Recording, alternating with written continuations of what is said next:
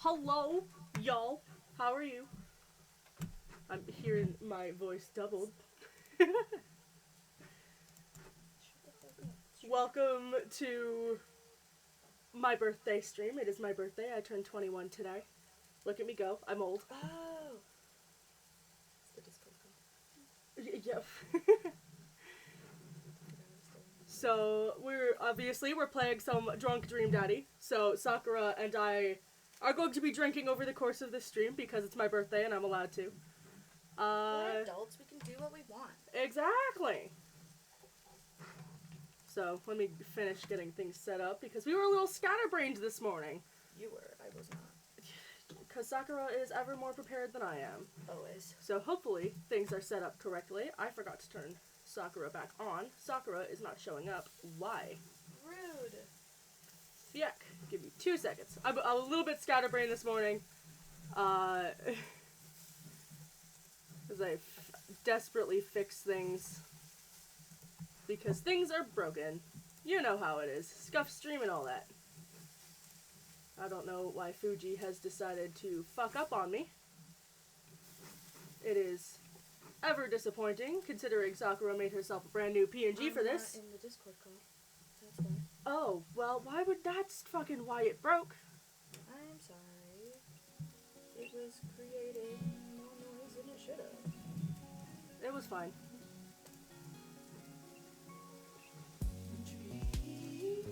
So, obviously, we're finishing up Dream Daddy. I'm back. I'm here. But my thing won't light up because my mic is muted. Fair. I thought I had that set to light up. We're great. We're having a good time. Yeah, we're having a good time. We're fucking trying. As you know, it always goes like that every time, all the time. Yeah. So we're spending a lot of time trying to figure this shit out. Because, the problem is Sakura is, beside me. Oh, it's fucking capturing my screen and not fucking the game. God damn it. We're doing great. We're doing great. We're not even drunk yet, Edward. I'm scatterbrained.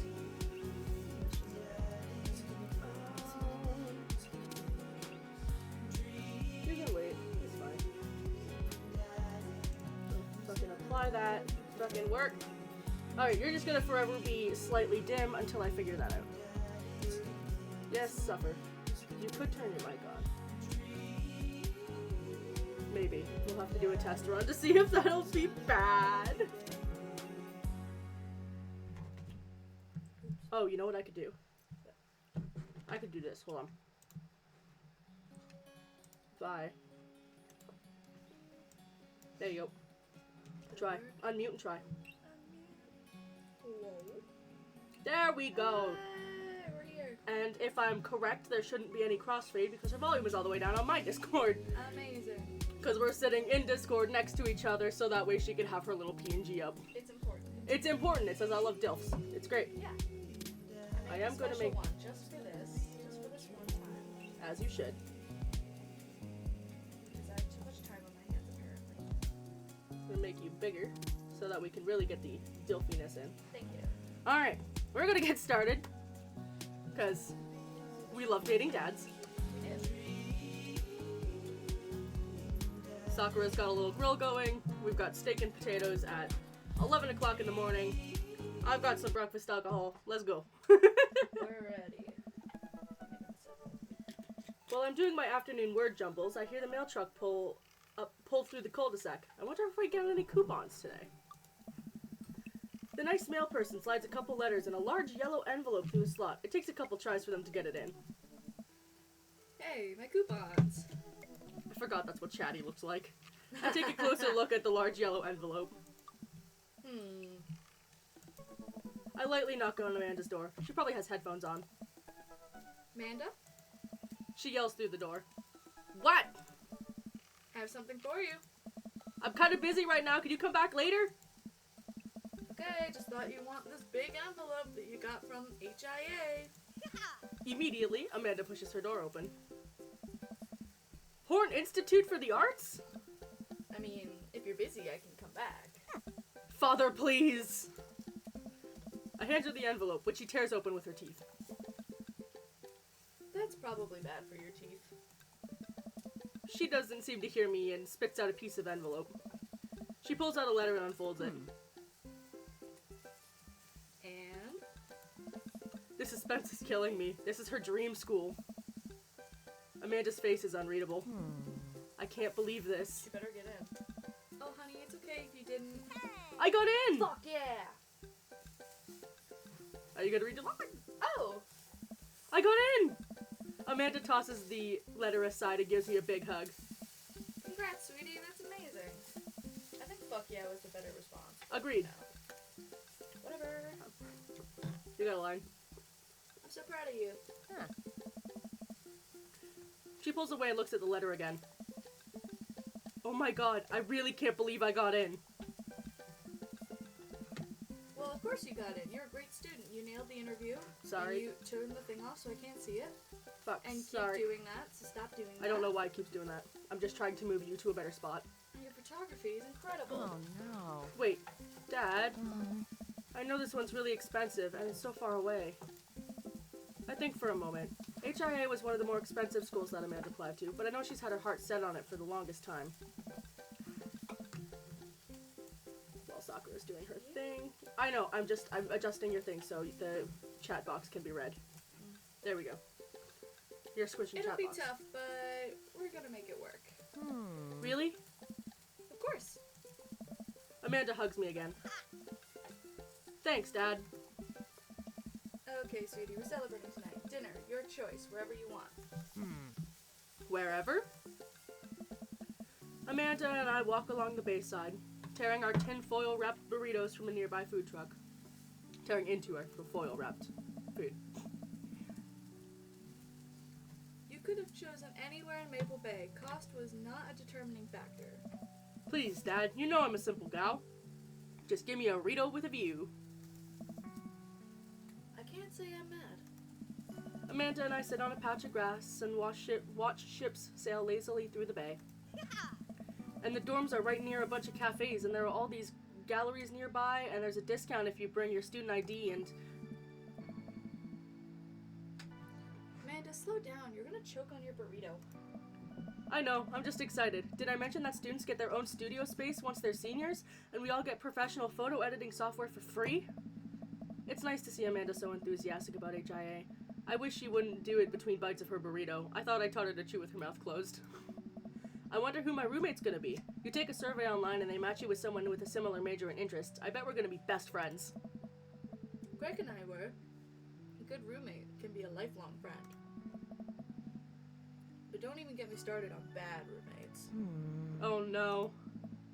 I'm just kidding. We didn't have a bad roommate. Our only other roommate was a puppy that Craig brought home one night.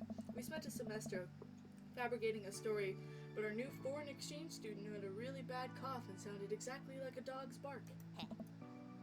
Girl ruled. Oh, they let you have animals in the dorms if you get a note saying you need one. I bet I could forge one. I think I'd get a rabbit, or maybe a snake. Yeah, maybe both. Would the snake eat the rabbit though? Oh boy. I think I'll leave that all up to you. She's so excited. I don't want to disappoint her, but I need to be real for a second. So, you know, I had a talk with Mr. Vega. He didn't tell you about the dumpster fire, did he? What? No. I don't want to put a damper on the good news, but I need you to knock it out of the park these last few months at school, okay? If you really want to go to Horns, you need that scholarship money. I know you can do it. Okay. I promise I'll try harder. I pat her on the back. Think you can handle a 14-hour drive to come home for the holidays? There's gonna be some treacherous ice roads to cross. Don't even get me started on the paranormal occurrences. Well, it'll be worth it if I get to see you. My eyes immediately well up with tears. Oh, Dad, don't cry. Sorry, I'm just very, very proud of you. You're all grown up now, and you're such a good person, and I hope you know how important you are to me. Dad, stop. You're gonna make me cry too. It's too late, honey. It's happening. Dad, I can't get tears in my burrito. It's gonna make it taste sad. I pull Amanda in for a hug and kiss her on the forehead. Love you, kiddo. Love you too, Pops. Just some good, wholesome... Welcome. You Dad got book. dads. Whoa, we got messages from Craig and Dad Manda. Dad Amanda. My mic's picking you up. Amanda, is that you? What are you doing on Dad book? Why, chatty, I never... What? Your mic keeps picking you up too. My mic keeps picking you up. Oh. Hello. Welcome back. Nice to see ya. We having a grand old time. How are you? Why, Chatty, I never. We've known each other since business school. How could you possibly confuse me for your amazing and talented and easy to buy things for daughter? Though I am, of course, flattered. You should buy Amanda more things.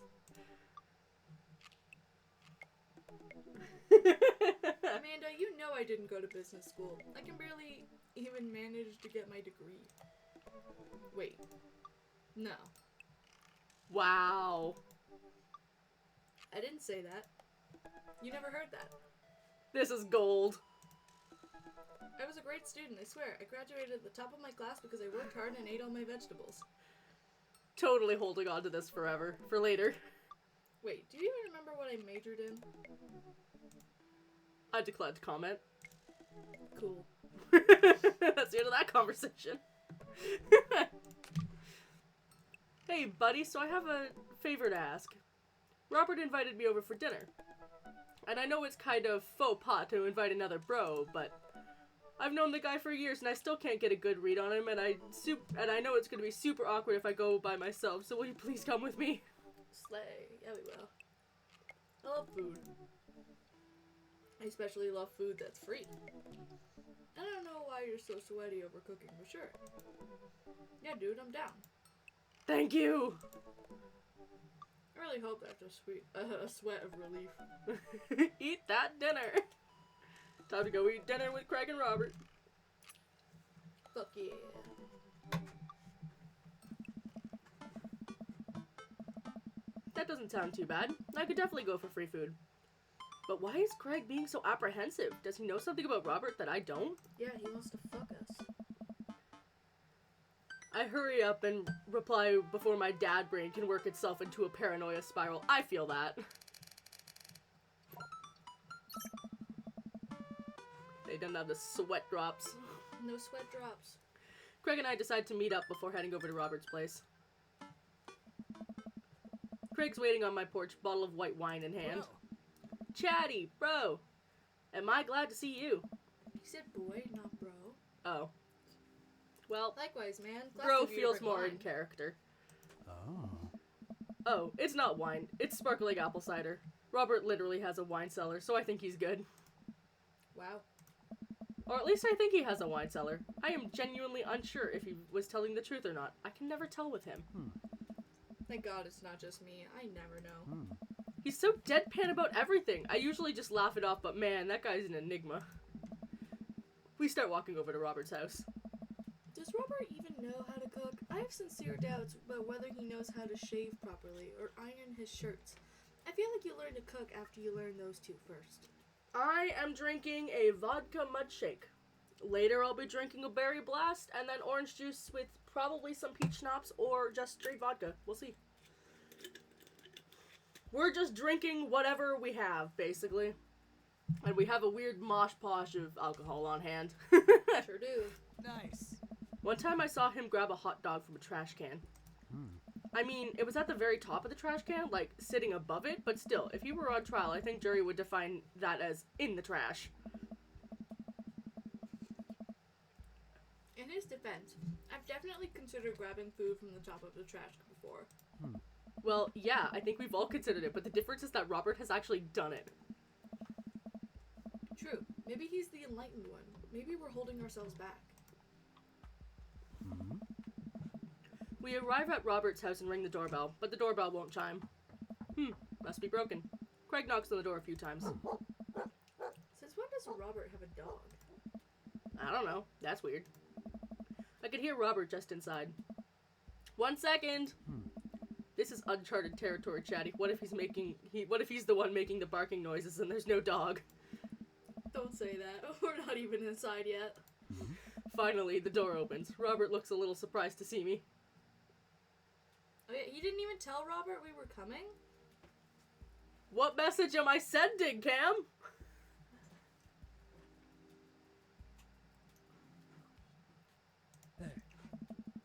Chatty, didn't know you'd be tagging along. Oh.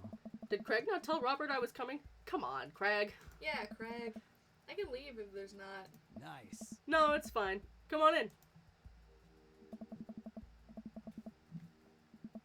I'm very confused, Cam. We enter Robert's living room, which is surprisingly really nice. Super messy, but still nice. Make yourselves at home. We can still hear barking from the other room. Oh. I didn't know you have a dog, Robert. Oh yeah, that's Betsy.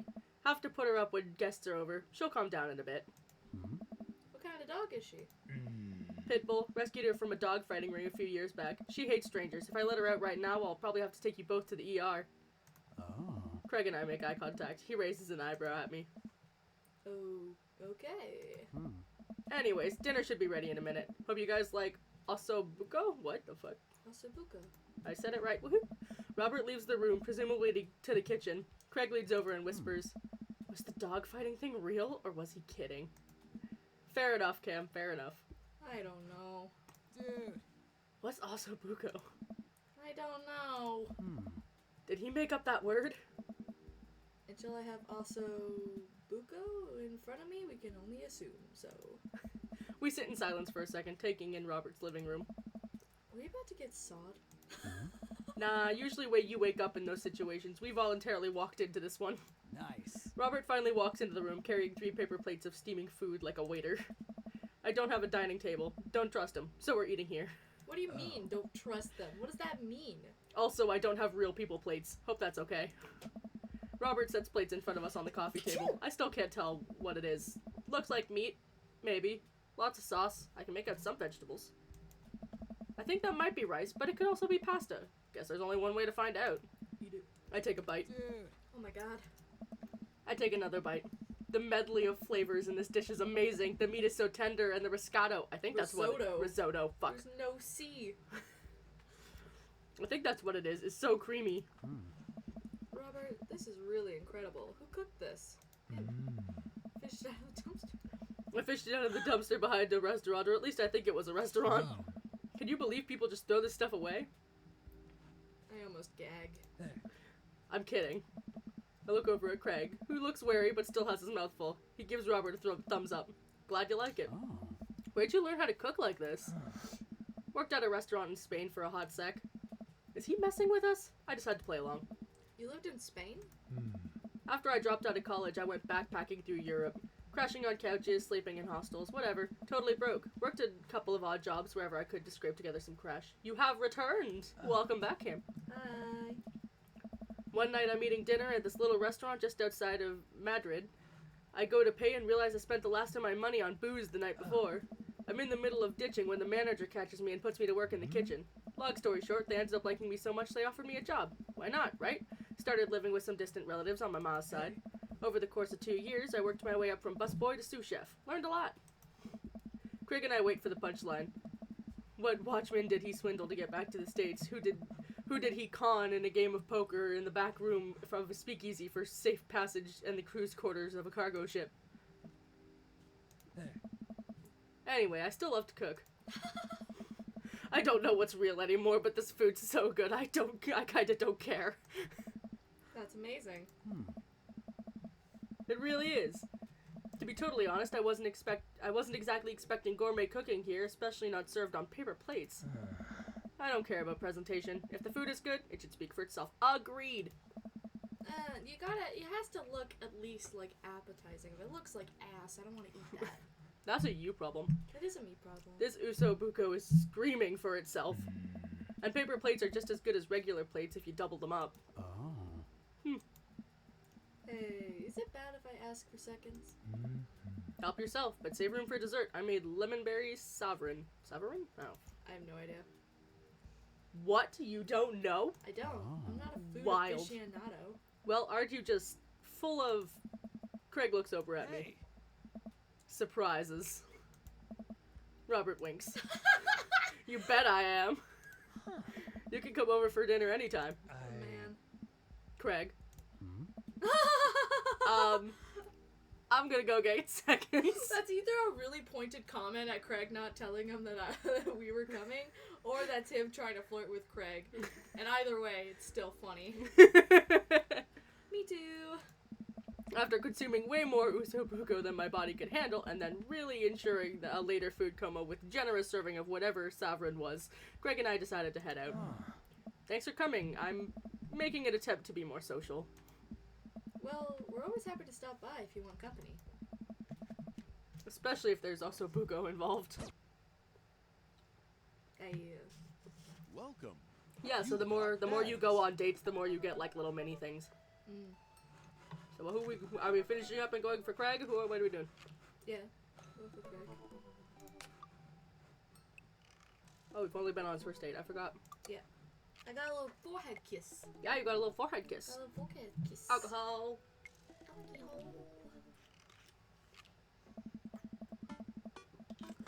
Are you going to read out the blue boxes now?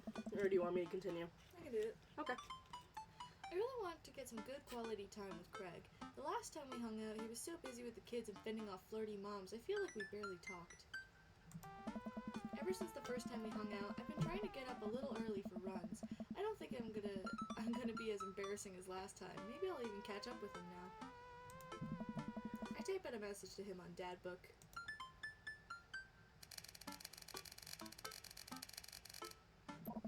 Hey man, been training on my run game recently. Ready for round 2? Craig responds almost immediately. Dude, of course. Emojis. Emojis! I don't know why he didn't just send an emoji rather than type it out. I don't know why either. He's proven to know how to use them. Another message pops up in my inbox from Craig. Let's meet up early tomorrow morning for my favorite morning activity. Brunch. Hell yeah, not spelt with all caps for some reason. I type back. Brunch? What's that? You run, and then you go get brunch. Oh, right. Because we were supposed to do that last time, but we fell off the thing and went home. Yeah. Craig and I agree to have to a time to meet in the morning, and I have a chance to spend the evening hanging out with Amanda. So, we doing pizza tonight? Again? Can't we do, like, a salad night? Dad, are you on a health kick? Not yet. I formed the committee to examine the possibility of being on a health kick. They haven't returned with their findings. Dad, if you go on a health kick, then I have to go on a health kick by virtue of being under the same roof as you. I don't know if I have the constitution for that. The committee is still out. The committee isn't back with its findings yet. This is a multi-year assessment on several bureaucratic levels.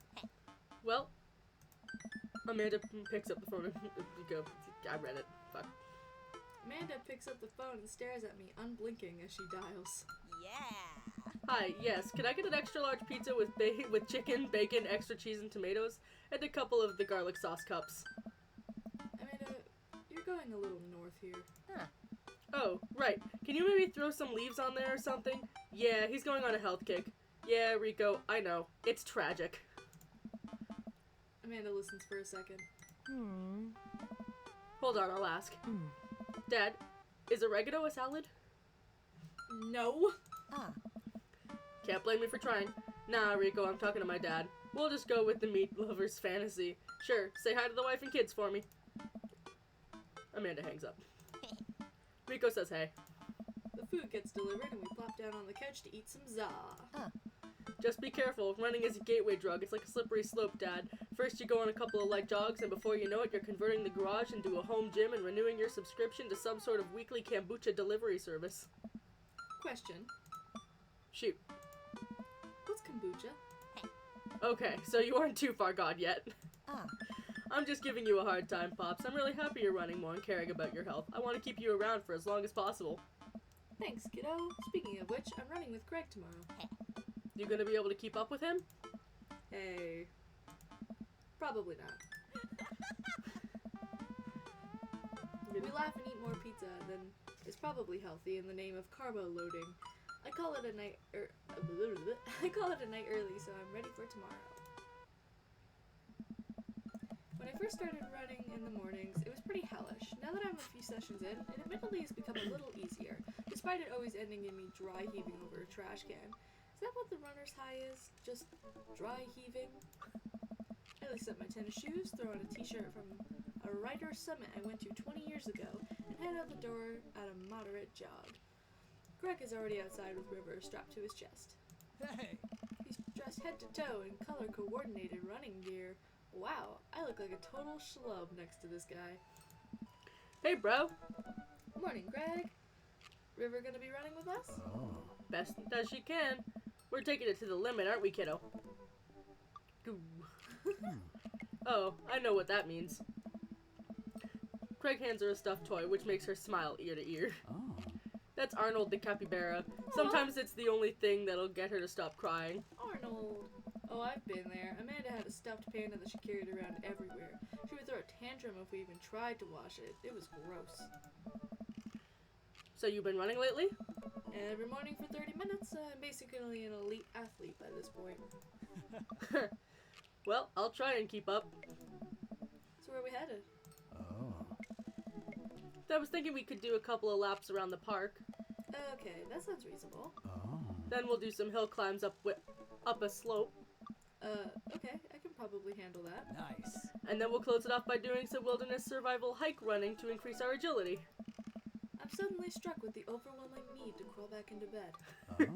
That sound okay to you? I usually like to throw some timed murder sprints in there, but I'll go easy on you since you're a beginner. Oh my god. That sounds like something I am able to physically do. Hey! Great! Then let's get started. Greg, Hello! Hello, Squid. You are screaming my name, whatever for. Hello. Take this time to eat some meat. Why have I been bonked? Sakura's the one that's being horny for Craig. I'm horny for Damien. I haven't been horny yet. Leave me alone. Yet. Mm-hmm. Stop! What are you bonking for? We haven't been horny yet. I'm not drunk enough to be horny on main. Give it a minute.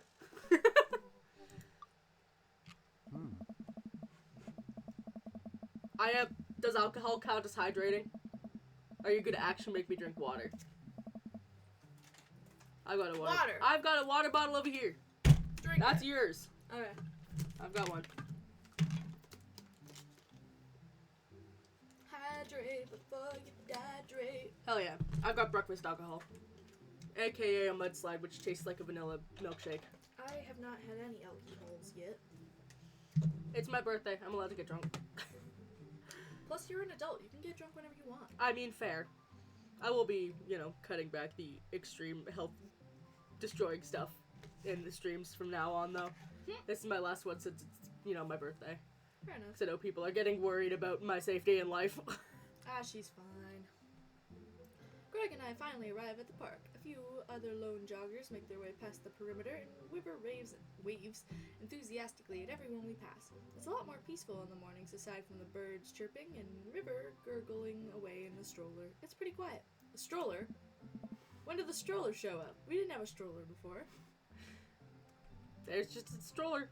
It's probably easier than running with a baby bouncing on your Okay, chest. then mention the stroller. Then he pulls up with the stroller. Also, can you imagine running with a stroller?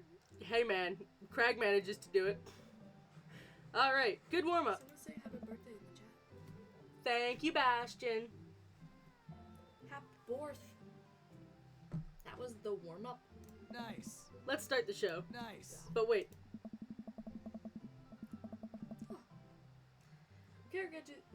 What the fuck? Reaches into his bag and tosses me a water bottle. I fumble it, but thankfully don't drop it.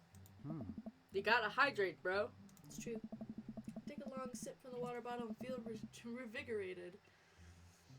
Man, I don't drink enough water. Mood. Hey. I look down and pick up Arnold, River's toy, and hand it back to her. Must have dropped this. Oh. Thanks for looking out, bro. Hey. You ready? Yeah! Like the other option is my body is collapsing in on itself. finally finish our however many 18th lap around the park, I'm breathing heavily, but I can't believe I actually didn't lose Craig. He's even breathing heavily too, which makes me feel a little better. I looked at my shirt and noticed I'm drenched in sweat. Thank you for the head pat, Squid. I appreciate it.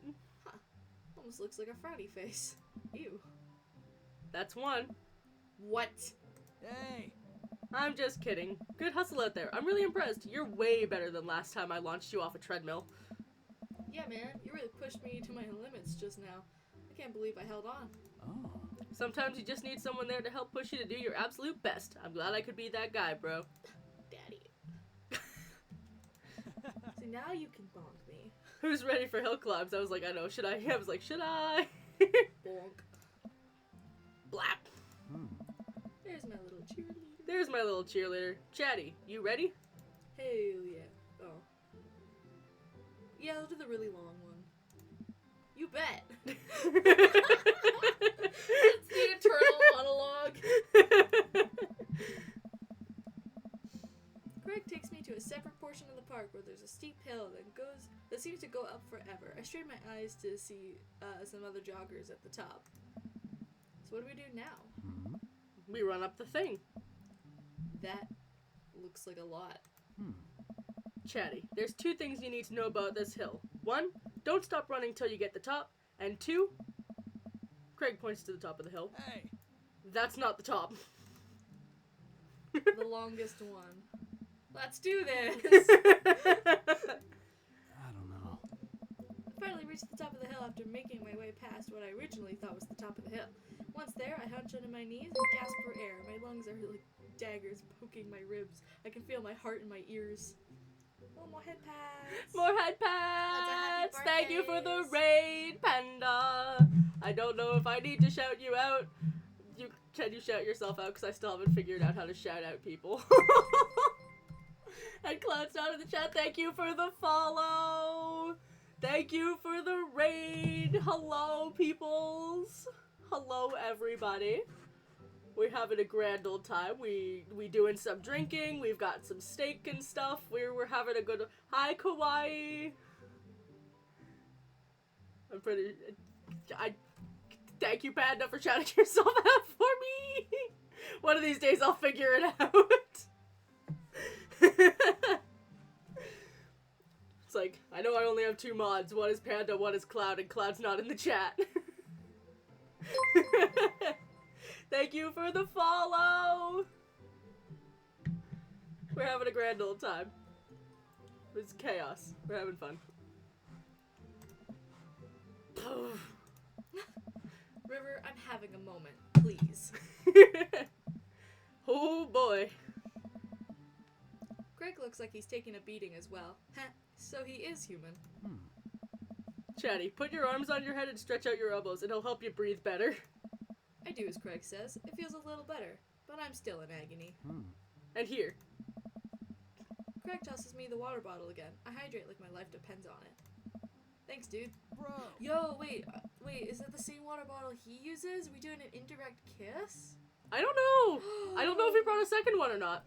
Cause like, I'm headcanoning that. Indirect Headcanoning, kiss. it's the same water bottle as before. Yeah, indirect kiss. Yes, it is Sakura. And she's bullying me about not being able to say words good. I'm not. I literally haven't.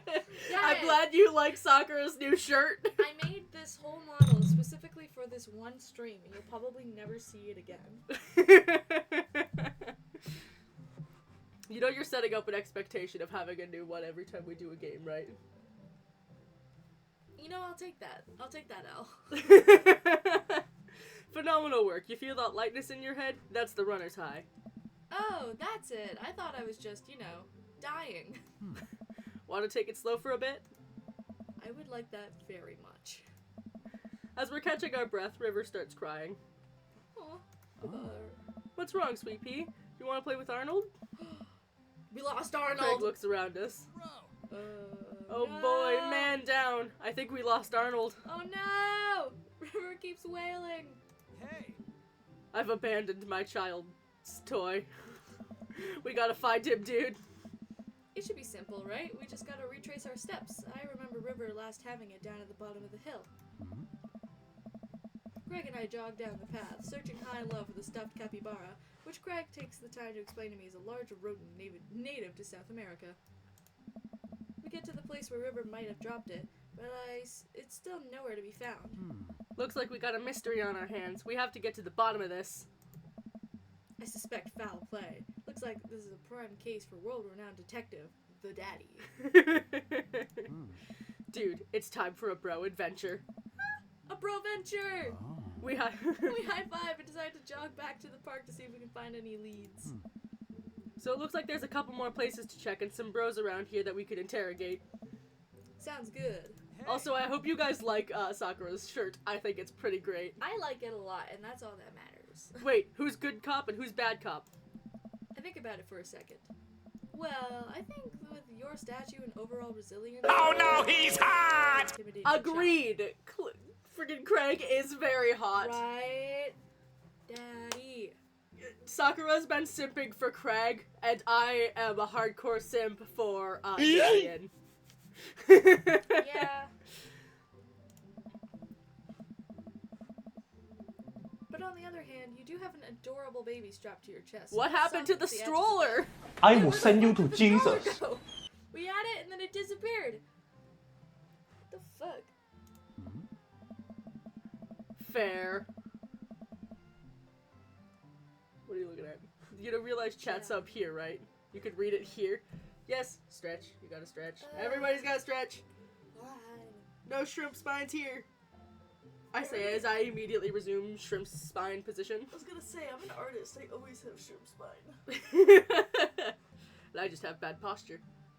Fuck, I've done my breakfast drink. Time to move on to the berry blast. Oh my god, I haven't even started yet. My stomach does not feel prepared, and I don't want to puke later. That is fair. My stomach is always prepared. I get one free pass to puke at your house, though, because you puked at mine. That's because I overheated. Yeah, Hydrate. well, maybe I overdrank. People are gonna redeem hydrate a lot more because we're drinking. I haven't even drank yet. It shouldn't count for me. Gotta hydrate, my bro. Ugh. My bro, dude. Is the grill still on? Mm-mm. No? Turn it off. I We- can turn it back on later, though. Fair. We've got steak bites and potatoes. We're having a good time. We got alcohol, steak bites and potatoes, and Dream Daddy. Ideal birthday. Yeah. And I think we're having ribs later There was for 2 dinner. hydrate redeems. There was 2 hydrate redeems. God damn. God 2 damn. waters we gotta drink. Y'all are gonna make me piss myself. God damn it, Panda. I'm not doing it this time. I'm Fuck you. doing it. Fuck you, Panda. This is a call out. You have to because you called him old. No. I already apologized for that. God damn it. Fuck you both, pandas. Why'd you redeem hydrate again, Bastion? God damn it. I swear to God, if y'all keep this up, I'm gonna raise the price on hydrate. You're being called out. Yeah, you better fund your hearing aids. Listen up, old man. God damn it, I'm gonna be done this water bottle in the next 10 seconds if you guys keep this up. But then, I've seen how you get when you're too many commercial breaks during a show, so you have the potential to be a scary bad cop. I don't want to have to watch Meat Help 3-minute segments, 5 minutes of commercials in between. And they're loud. The commercials are too loud. And I just want to watch my shows in peace without people yelling at me to buy wiper fluid and stuff. God damn it. Yeah, we are gonna drown. We're not very thirsty. Everyone keeps trying to drown us in water. I'm pretty thirsty, but not for the water. If you know what I mean. Nice. Wink, wink, nudge, nudge. I did. I told you. Look what happened. Case in point. Let's play it moment by moment. Too many hydrates, guys. Too many hydrates. Smart. Hmm? So, where to, Brotective? Where are we going? The woods. Go kiss in the woods. Make our way to the outskirts of the park. There are a couple benches by the dense tree line. say something or? Yes, thank you for the gift sub. Thank you. That means a lot.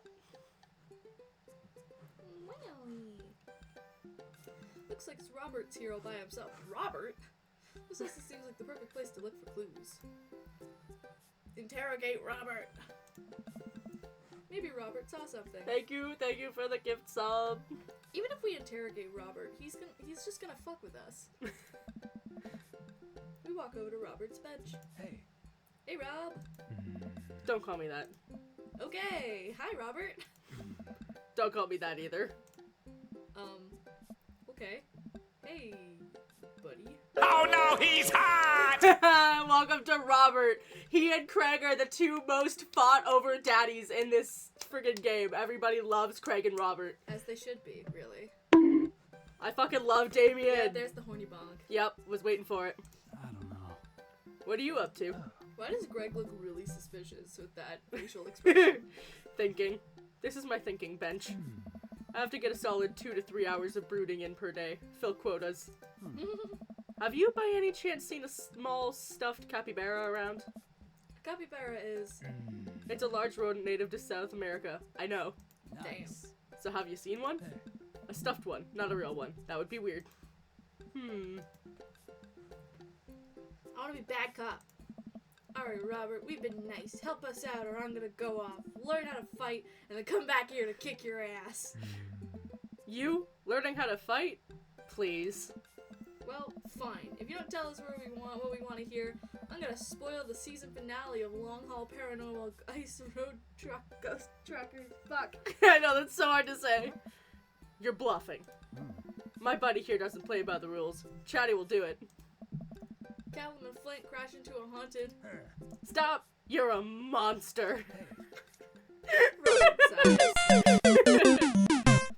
I haven't seen any goddamn capybara, okay? Damn. You vibing. This music is very much a bop. It's great. We return to the woods. Look for clues, I guess. Greg and I search through the outskirts of the He's woods. around. He's around. Don't you worry. Asked about where's Hugo. Search through the outskirts of the woods, hoping to find anything that might lead us to Arnold. There are a couple of cigarettes and empty beer cans scattered around the thicket. This is probably the hotspot for edgy teens to hang out at night and say swears and stuff. But it doesn't look like there was any recent activity that might be capybara related. This might be a dead end, partner, bro.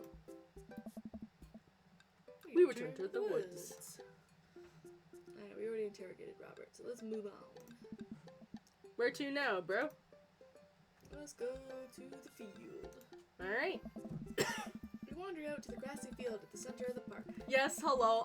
Yeah, the pandas are great. We love the pandas here. Hello. Sakura claims they're old, but I don't think so. I love them fact. both. It's objectively, and also I only called demonic panda old. First of all, I want that on the record.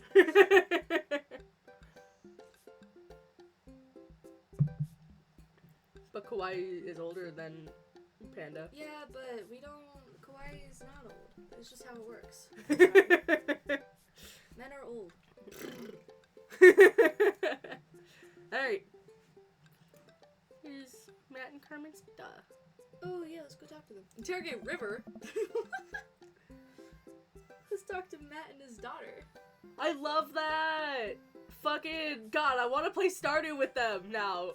Fuck. Oh, I just stabbed you with my knife. Haha, get stabbed. I stabbed you. You didn't stab me very well. I thought you stabbed yourself. No. Let's talk to Matt and his daughter. Carmencita spots us across the way and waves. She's sitting down with her dad on a sunny green patch of grass. We jog over. Hey. Hey dudes, look at this handsome ass man. Oh, Matt's so pretty. I fucking know. Pretty I also man. fish. I do everything. I spend more time farming than anything though. Hey dudes. Hey bro. We just sat down for a picnic. Want some snacks? Hell yeah, dude. There's a mod that we can have more than 4 people playing? Fucking, I gotta have that. I would love, fuck, I need that. I'd love to have so many people playing, but I'm like, oh no, I can only have 4 people playing. Oh my god, it's terrible. Oh, yo, I'll have to unbury that mod. Got anything to increase my glycerin reserves? We have apple slices? Thank you very much, tiny bro, but I should be fine. Oh. You guys working out? Good day for it. Yep, I'm the picture of health and athleticism. Good transition, Chatty. Say, you haven't seen a stuffed capybara around here anywhere, have you? What's a capybara? It's a large rodent that's native to South America. Wait a second. How do you know what a capybara is? You wouldn't happen to have had hands-on experience with one recently, would you? We learned about capybaras in 4th grade. I think it's more suspicious that you know what a capybara is. Oh. Oh my god. What if I took Arnold? What if I'm the culprit and I just don't remember? I'm gonna be downloading that tonight, immediately. I quickly checked my body for any Polaroids I might have kept on my person to remind me of who to trust and who not to trust. I saw Memento once, and I'm pretty sure that's how it works. Nothing. What if that's what I wanted myself to think? No, Chatty, don't let them win. I shake off the thought. I saw a couple of squirrels over there by that tree, though. I don't know if that helps, but if you want to see some cute squirrels, you should definitely check it out. I don't know. Thanks for the hot squirrel tip, Carmencita. Well, we better get moving. Gotta find that capybara before River here has a breakdown. Hey. Good luck. Let me get some apples for the road, though. Carmencita hooks me up with... That's yours. Carmencita hooks me up with some road slices, and we're on our way. Hell yeah. Road slices! Road slices! Fuck, now I want apples. We maneuver back to the field. Interrogate River. Wait, let me try this. It's always the culprit you least expect. I get eye to eye with River, who still looks like she's on the verge of tears. Hey. Good cop. Gotta be good cop to baby. Hey, sweetie, believe me, nobody wants you to find your capybara more than me. We need more clues, and I think somewhere in that baby brain of yours, you might have something that'll lead us to the perp. What do you say, kiddo? Meh. I turned to Craig. We're getting nowhere with the witness. Oh my god, I'm dying. We maneuver I back to the field. Fucking love that. Look for clues. We carefully comb through the field of grass and flowers. I don't seem to find much Not except actually. a couple of ladybugs. I just keep having to cough for no particular reason. And a nickel. You didn't let me finish reading. Sorry. You son of a bitch. Sorry, I was too busy focused on chat and trying not to cough again. Because coughing over the mic, not great. I don't know if hydrating more will help. Hydrate. Hydrate before you hydrate. Hydrate. Chatty. Oh, man. I jog over. Craig is kneeling in the grass inspecting something. I approach. My heart is in my throat. As I lean over Craig, I see it. This is Arnold's leg. Oh no! He's been murdered! I put my hand over River's eyes. No one should have to be subjected to this senseless violence. It is from Oli Arson. I inhaled too much smoke. My god, who or what would do something like this? Oh, man. I don't know. But now I think we might be dealing with something beyond our grasp. I can't look at this anymore. I turn around, trying to wipe the image of the stuffing strewn across the ground from my mind. Oh. We're running out of time. We may already be too late. Bag and tag it. Let's keep moving. Oh my god. I love a pair of dramatic bros. Check out the squirrels! They might be the suspects. Where did the suspects say the squirrels would be again? The tree. Oh. There. Hearts in the background? Question Yeah, mark? that happens sometimes. Okay. Carmencita was telling the truth. These are some rad squirrels. River seems happy. This may have brought us some extra time. Hell yeah, thank God. We maneuver back to the field. Do I actually have a time limit? No, Oh, okay. not as far as I know. Move to another barrack. I've deduced where we should go next. To the playground. make our way over to the small playground at the edge of the park. A couple of kids play on the jungle gym while the parents watch on the nearby benches. Over one of the benches, I spot a familiar face. Oh, it's Giuseppe. Yeah, we'll go see Giuseppe. Let's see what Joseph's up to. We jog over to Joseph, who seems to be engrossed in his book. Joseph! Joseph nearly drops his book. Hey guys, didn't think I'd see you two out here. Chatty, are you exercising? Why are you judging me, Joseph? Sure am, you know me. I love to run and be healthy. That's kind of my whole thing. What are you reading? Oh, just a book on knots and rope tying. That's weird, Joseph. Oh. For boats. Boat ropes. Right. That's what they would say, Joseph. Say, you didn't happen to see a stuffed capybara around here. What's a capybara? Oh. It's a large rodent that's native to South America. I've been wanting to say that this whole time. Joseph thinks for a second. Haven't seen one around. I'll tell the kids to keep an eye out. Your kids are here? Hey. Joseph looks around. He lost his children. They were here a second ago. Must have gone exploring around the park. Do you know where they could have run off to? They're kids. They get into mischief sometimes, but they always come back. We do need more arson. That sounds a little suspect, Joseph. Mischief, you say? Lords of a Wait, am I being interrogated right now? Yes. No. Just doing our due diligence, Joseph. Oh. Arnold means a lot to River here. I mean, you're more than welcome to ask Christian and Christy. I imagine they have their ears to the ground on all the latest playground drama. They might be somewhere around the woods. Thanks, Joseph. We'll try to get you back. We'll let you get back to your rope book. Boat ropes. Uh-huh. Judged forever. We head back to the playground. Look for clues. Okay, Craig and I, two grown adults, walk around the playground and begin examining it meticulously for clues. There's no forensic evidence here. No stray capybara hairs, at least. After searching fruitlessly for some time, we look up. All the parents are staring at us. We smile and wave as we awkwardly slink away. River screeching is louder than ever. I'm exhausted. Craig is exhausted. Nice. Buddy, got a rain check on our brunch. We need to get River home and calm her down. Alright, good luck, bro. Hello, Nier. How are you? Thanks, bro. We didn't find it. Probably should have gone to the wood. Well, you could have called. I guess there was a time limit. You lied to me. I said I didn't know. You lied to me. I head back to the cul-de-sac alone and head into the house. God, I'm ready for a shower, a gallon of water, and a nap. I bet Amanda's still asleep. I crack open her door to find her still in bed, sleepily scrolling through her phone. Morning. Afternoon, actually. Right. How was brunch? Well, we had a good time with the run part. Didn't make it to the rest It was of the... nice meeting you. Thank you for joining, and thank you for gifting a sub. That means a lot. Thank you so much. Bye. Bye. Anyway, we had a good time with the run part, but we didn't make it to the rest of the portmanteau. Huh? To brunch. We didn't make it to brunch. Somehow we lost River's toy capybara on our run. A capybara is... Dad, don't patronize me about giant rodents.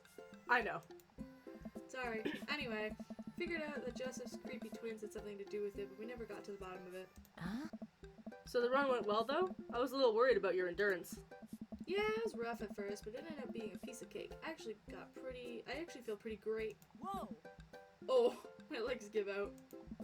I find myself on the floor in the hallway. I'm just gonna hang here for a while.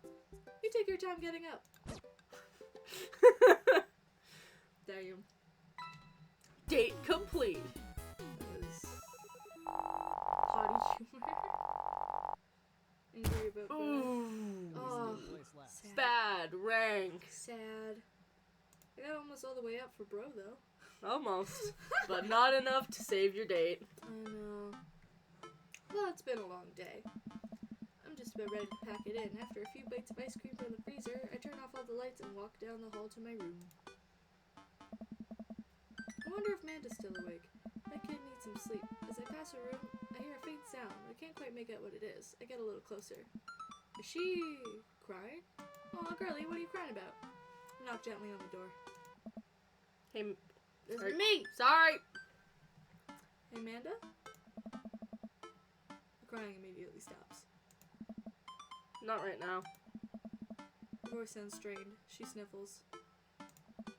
I need to make sure she's okay. I open the door. In the dark, I can see Amanda's outline in the middle of her bed, knees hugged up against her body. Aww. Is everything okay? I don't want to talk about it. I want to know, but I feel like if I keep pushing, she's gonna get angry. Up to you. Can I ruin my relationship with her? Is that a thing? Everything has consequences. You be straight with me or else. Yes, I do believe you can wreck your relationship with Amanda. No! Did something happen? It's just knowing when to push and pull, right? Mm-hmm. Did something happen? No, nothing happened. Go away. Okay, I'll leave her alone. Alright, I'll leave you be. She immediately starts crying again. Wow, I have no idea what has her so upset. She seemed totally normal. I don't know what she's upset about either. I feel awful just leaving her to cry, but I also get the feeling that if I tried to do anything else, it would have just made her more upset. I can't stop mentally cycling through all sorts of awful things she could be dealing with right now. More than anything, I just want her to be happy and safe. I have a hard time falling asleep, but when I finally do, I'm still thinking about Amanda. Aww. After a long night of very little sleep, I roll out of bed and make myself a pot of coffee. Amanda should be up for school soon. Maybe she'll be willing to talk about whatever's bothering her. About 10 minutes before she's supposed to leave, Amanda comes out of her room and makes a beeline for the freezer. Morning, Amanda. Morning. She drops a frozen waffle in the toaster and slams the freezer door. She won't look at me. Yikes. So, anything big going on at school today? No. Okay. You need a ride to school? No. Want some coffee? Amanda pulls the toaster lever up and still, oh my god, takes a still freezer burned waffle out before it's finished cooking. I have to go. Amanda picks up her bag and storms out. What the fuck is her problem? The door slammed, by the way. Damn. I haven't seen her act like this in a long time. It's usually short-lived, but it always hurts. Hopefully this blows over and things are back to normal soon. I sit back at the kitchen table and look at the picture of Amanda and I hanging on the wall. In it, I'm teaching her how to ride a bike. Her face is a mixture of excitement and pure, unadulterated fear. I remember how determined she was. Every time she would fall off and scrape her knees, she would get up and try again. Finally, I had to stop her because she was bleeding everywhere, and then she started to cry because she didn't think she needed bandages and wanted to keep trying. So I put the bike away. She stood in the middle of the street and screamed. Then I took her for ice cream, and it was like nothing even happened. After giving it a bit of thought, I decide that if I force her to talk about it, I'm only going to make things worse. But I have an idea. I start rummaging around for ingredients. What does Chatty do for a job? I don't know. He doesn't. Apparently. I'm assuming. Maybe he's like an editor and he just works from home. Maybe. I hear Amanda walk in the door, and instead of heading to the kitchen like she usually does, she makes a beeline for her room. She's clearly trying to avoid me. Hey, Pumpkin. What? Can you come here for a sec? There's a moment of silence. Yeah. I wanted to say sorry about last night. I'm just worried about you, kiddo. I get scared when I know something's wrong, and I get even more scared when I feel like I can't do anything about it.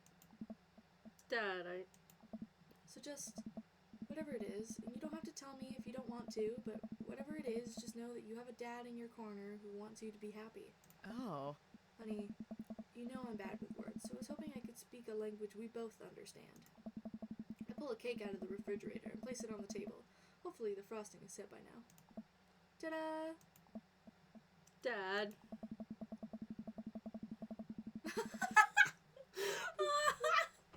That's so cute! What? It took me a really long time because I ran out of red frosting somewhere around sad and had to start over. And This is beautiful. it's strawberry. Amanda gives me a big ol' hug. I know. I love I love the relationship between Amanda and the dad. It's such a good relationship. It is.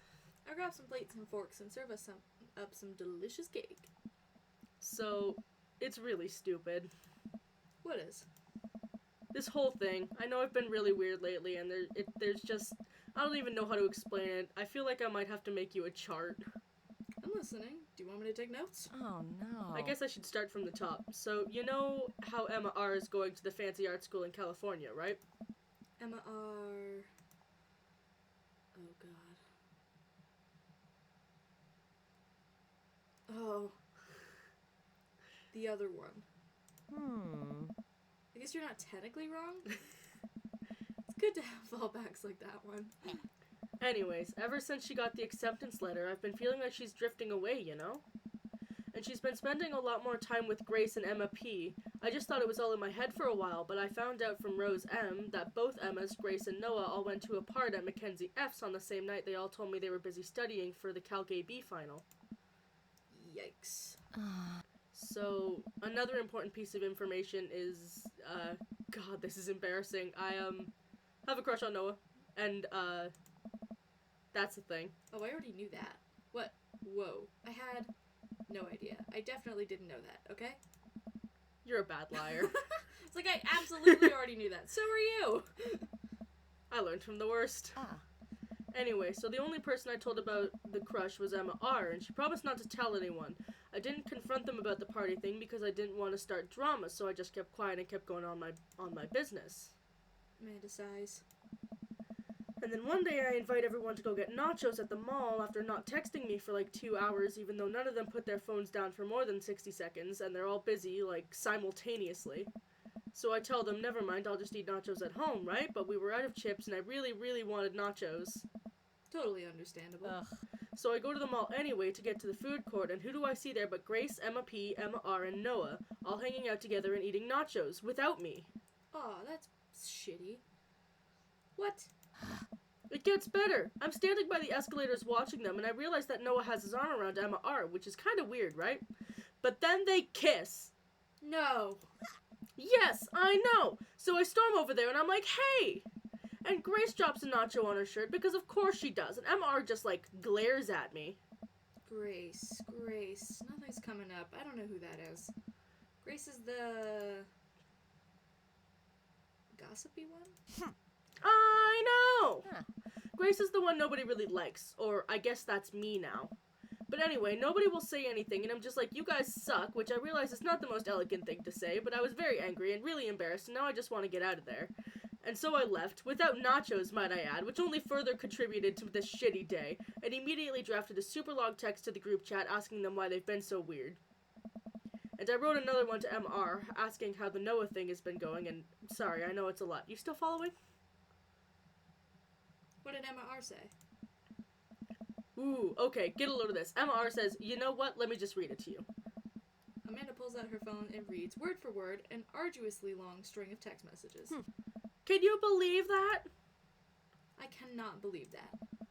I care so much about Amanda's social life and mental well-being, but man, do I not understand what she's talking about. This is all beyond me, but I am trying my hardest to be supportive. They were dating in secret for, like, months. So I told her that she's been, like, a really terrible friend, and she's like, well, if you think I'm so terrible, then just stop being my friend. And I was like, okay, and then she left me on red, and then... Wait, left me on red? What's that? Oh, like, she saw my message and didn't reply. I know because there are read receipts. I don't know what red receipts are, but I'm just gonna nod and pretend I understand. Gotcha. So while this was all happening, I'm talking to Emma P about how mad I am because at least she's being kind of reasonable, and I'm venting to her about how pissed I am at everybody and stuff. And then out of nowhere, Noah texts me like, how could you say that about me? And I'm like, say what about you? And he tells me that Emma P is sending screenshots of everything I told her to the group chat that I got kicked out of. Alright, I think you lost me at screenshots, but that definitely sounds bad. There's so much more, but honestly, it's all just really stupid teenager stuff. The bottom line is that everybody dropped me, half my grade hates me, and now I have no friends. Aww. Amanda, I'm so sorry. I almost expected it from everybody else, but Emma R's been there since Dad died. I can't believe she would just stab me in the back like that. I'm not even that mad that she's dating Noah. I'm just upset she lied to me about it for so long. Amanda stabs at the remnants of her cake. Okay, I take it back. I'm kinda mad she's dating Noah. Like, what did I do wrong? Why did everyone just suddenly decide I'm not cool anymore? Why wasn't I enough? I don't understand. And as mad as I am at everybody, like, I miss them, Dad. Amanda looks so dejected, I almost can't take it. What could I possibly say to help? Anyways, that's it. That's the whole sordid tale. Thanks for listening. Tune in next week for more hot gossip. Wow. I know, it's pretty dumb. It's not dumb. No, it's a stupid thing to be upset over. I would be upset over that. Amanda, your feelings are real. Don't ever be mad at yourself for having feelings. I guess. Unless you've secretly been a robot who's been approximating human feelings this whole time. Dad, if I was a robot, I would have transformed into a monster truck a long, long time ago. But seriously, I know you probably don't want advice, but I feel like it's my duty as a dad to bestow upon you a few nuggets of fatherly wisdom. Ooh. All of those are true. But which one is the correct response here? The real question is there a correct response? Because if I say high school sucks, then that might not motivate her to do her schoolwork, college. We gotta start up that grill again here soon? Do you want me to? Mm-hmm. I won't be able to read as much anymore, though. That's fine, I'll take over reading. We'll We'll finish up this scene, and then when we get back to Dad Book, we'll start up the grill. Okay. So, high school sucks, I guess. Honey, high school sucks. You make friends with people just because they're there, and then when you're still living in your hometown, it's a pretty small pool of people to choose from. But once you go to college, and once you get out into the real world, you're going to be exposed to all sorts of people, and it's going to be easier to make friends with people who actually get you. Some of those friendships can last a lifetime. I mean, look at me and Craig. And some of them only last a little while, and that's okay too. You're gonna make so many awesome new friends at art school. Ultimately, I think this is way more about your character than it does about their character than it does about yours. Because you're amazing, and if they can't see that, well, that's their problem. I'll keep that in mind. I look down at the table. Did we just eat that whole cake? Yes, we did just eat that whole cake. Well, good talk. Amanda gets up to go to her room. Before she closes the door, she turns around. Hey, Pops. Yes? Thank you. You are always welcome. Love you, Amanda. I love you too, Dad. You get the voice line that says, I love you too, Dad. There was the voice line that said, I love you too, Dad. Aww. It's sweet. It's cute. Do you see why I love this game so much? Welcome. You've got dads. Like, it's more than just simping for dads. I mean... It is a lot of simping for dads, but it's not just simping for dads. Did you cook all of the meat that you had? No. Here, why don't you dump this chunk in there too? Because I have to pick it out with this.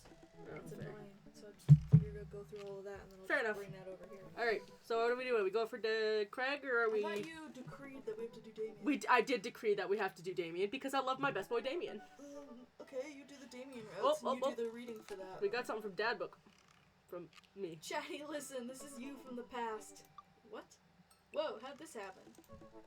I figure you're trying to reply to this because I know myself, but this is an automated message from you earlier this morning when it was socially unacceptable to go out and buy ice cream.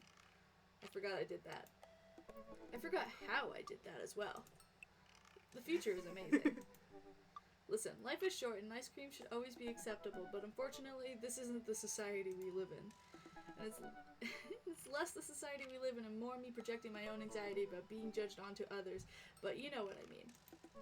By the time you're reading this, it is a certain time of day in which nobody will bat an eye for you going out and buying ice cream. You know what to do. Be good, me. Buy that ice cream. Fuck yeah. Fuck yeah. Dad tip, you can save bookmarks directly to your home screen. You know what? I've earned a treat. On my way home, I decided to stop off and grab some ice cream when I can. Well, which I can. Oh my god. Which I fully plan to eat from the tub. Thank you. I spent a lot of time trying to figure out just which type of ice cream I'd like to buy and eat directly from the tub. Rocky Road? Pistachio? Oh, Amanda's probably gonna want some too. Better get 2 tubs. She loves cookie dough ice cream, right? Hey, mister.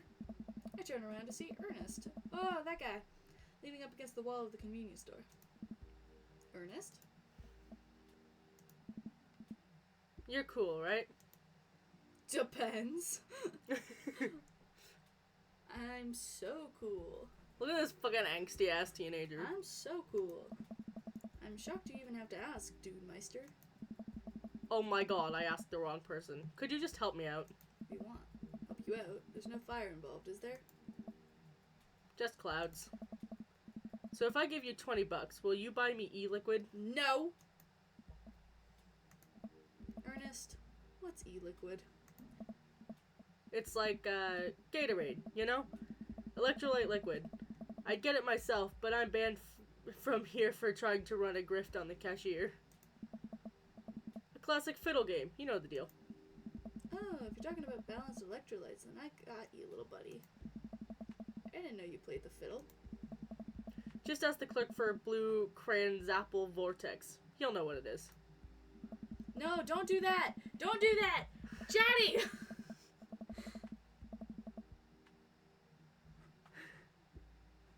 Ugh, dude, bro. Are you gonna read it out loud? Yeah, sorry. Pick up a tub of pistachio ice cream for myself and a tub of cookie dough for Amanda. I search around for some blue Crazen Void Starer, but I can't seem to find any. I turn to the cashier. Say, where's your finest e-liquid? Behind the counter. You got an ID? First of all, my daughter is older than you. Second of all, I'm flattered. I switched shampoo recently. Is it taking some years off? Look, you need to be 21 to buy vape juice. Your hair doesn't look a day over 20. Amazing. Thank you, nice cashier. Wait a minute. You're just trying to butter me up to get me to buy more ice cream? Because it's working. I glance outside and spot her staring at me. Double, wait a minute. So you're telling me that e-liquid is not a sports drink? It's for vaping.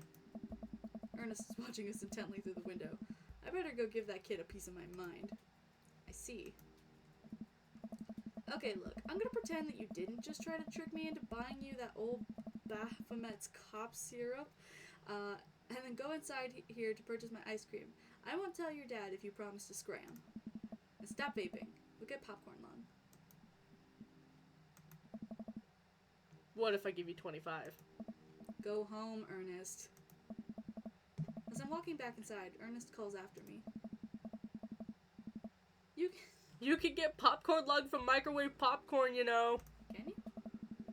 I no longer trust this child, but the mere notion strikes fear into my heart. I go back inside to complete my purchase with the good cashier. Thank you, kind sir, for your time and generous hair compliments. You got it, bub. I glance out the window. That doesn't make sense. I glance out the window to see if Ernest is still there.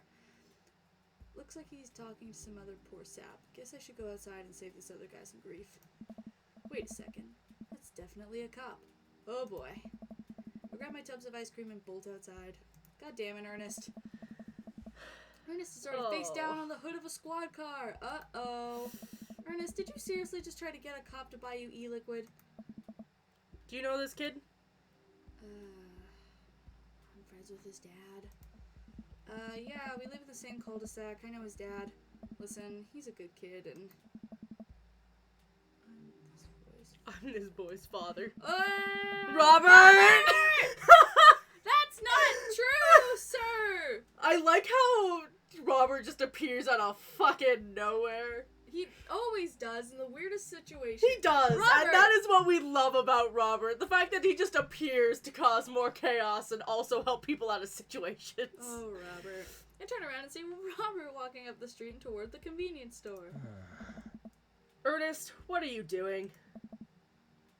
I want a lawyer. First of all, good first instinct. Remember that you're not required to answer any questions from a police officer without a lawyer present. You're this boy's father? Yes, sir. Ernest likes to lash out at me like this ever since the accident. Oh my god. Oh, I don't like talking about it. That's fine. Robert gives a wistful twinkle in his eye. It all started 7 summers ago. My hair was long then. New metal was still in style. Ernest and I were down in the Florida swampland scavenging for. Sir, I can leave you to take this from here. Sounds good. Thanks, officer. Ernest, come along now. You'll be cleaning grout from the rain gutter for a week thanks to this transgression. Leaves Robert, gets in his car and drives off. I'm stunned by how cool Robert was just there. Thanks. I want to say... Richard? Ouch. Don't mention it, Hemingway. Got in trouble plenty of times in my life. Just trying to do my good deed for the day. Is that a good deed? God damn it, will you buy me e-liquid if I give you $20? Child, I will end you. Hey, Chatty, will you walk Ernest home with me? Sure. Hey. Child, We're I will going- end you. Yeah. Ernest runs ahead, presumably so he won't be seen with us, which is a thing I think kids do. He reminds me a lot of myself when I was his age. Oh. Well, maybe I wasn't as dumb. Seems like he tortures his dad. Seems like he tortures just about everybody. He even stole your wallet. What? No, he did. Pat my back pocket. I pat the rest of my pockets. He stole my wallet. Why are you doing this to yourself? What? Robert points at the white tubs of ice cream. One of them's for Amanda. I have no qualms with the quantity of ice cream you just purchased. It's a perfectly respectable amount of ice cream. It's the quality I'm talking about. You work hard, Chatty. You're a good dad. Don't you think you deserve top shelf ice cream? But these were on sale. Oh. If you're gonna treat yourself, go big or go home. Real vanilla bean, real pistachio. You deserve it. Hey. Damn. Thanks, Rob. We arrive at the cul-de-sac and Ernest runs into his home.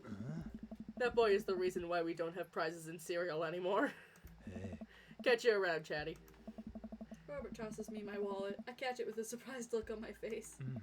I stole it back. Oh my god. Keep it in your front pocket or use a chain like back in your ska days. Smell you later. Damn! See ya, Robert. You really just called me out like that, huh? He did. I go back inside my home, ready to spend the rest of the night with 2 tubs of ice cream and also Amanda. So how are y'all in chat today? You've What are got y'all up to? dads.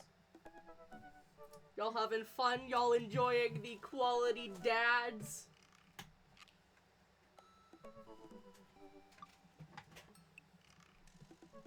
We love quality dads around here. We're dating Damien because I love him. Yeah, I feel that. I assume you haven't been sleeping any better, Panda? Panda, go to sleep, you old man. Nah, he doesn't sleep well. You silly goose. And they don't fucking sell melatonin in the UK, which is stupid as fuck. They don't sell melatonin in the No, UK? it's illegal! Why? I don't know! It's so dumb. It helps your sleep rhythm. Everybody's sleepy. Yeah, no. It's gotta be prescribed. It's not over the counter. Really? Someone on Twitter told... Yeah, like, that is kind of the point. You're a panda. Yeah, really. That's your panda. I sure hope a human man doesn't look like a panda. I'd have some concerns if a human man looked like a panda. Like, what in the world? Exactly, that is the point. Though, as much as I wish I was a cat girl, I would not be opposed to looking like my VTuber. She's very cute. I, in fact, do not. I can pull it off, kind of, sometimes if I pull off the right outfit. But that does not negate the fact that I am not in fact a cat girl. I'm lost in the sauce, man. You're lost in the sauce and you only had one sip of your alcohol. I know, I'm lost in the sauce and I literally just opened my can. Meanwhile, I'm drinking a half down already. Yeah, but you've always been a much faster drinker than me. That's fair, and I am actually taking my time. For once. That's because I don't have twisted tea that I can chug. Nope. Alright. We dating Damien? Sure, you're gonna have to do the majority of the reading though. Yeah, my tail You don't getting... want burnt meat anyway. My tail getting stuck indoors is definitely an issue. How do you do? I finally decided to join this information superhighway. I'm not entirely sure how this works, but I'm trying my best to understand. I love long strolls through the graveyards and spending time with my son. If you would ever like to chat about the latest in Victorian fashion, then inevitably, the inevitability of your own demise or black cats, please send me a letter. What a dude. On Friday nights, you're most likely to listen to True Crime Podcast while I taxidermy my newest specimen. If you had one thing... Taxidermy? Yeah, he likes taxidermy. That's weird. That's usually a red flag. Look at his fucking aesthetic! Of course he likes it. Yeah, just being goth doesn't make you like taxidermy. Sure it does. Yeah. Tails are an issue. Sakura's lucky she doesn't have one. I designed it that way. What are your turn-ons? Pronouncing bosom correctly. What'd you want to be when you grew up? A bat. Mood. Forward art house horror. What's your ideal date? It's night. We are at an industrial dark wave club in Berlin. The music drums to the beat of our hearts. Damn. When you never leave home without an upside down cross. Do you just put it in your pocket upside down? Like. No, it's you've never seen an upside down cross? I don't know what the difference is. I spend a lot of time thinking about mortality. Salience. Fuck. Message my boy! My best boy! My turn to simp. Your turn to simp. Get all the bonks in the chat for Rune.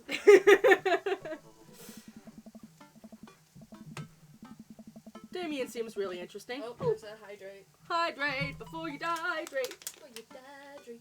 Was the meat okay I cooked last time? No. What? The meat I cooked last time, okay. Yes. Damien seems... Yeah! I'm thirsty. Just a I bit. fucking love him. Get the bonks so in the chat. goddamn much. Bonks in the chat, let's go!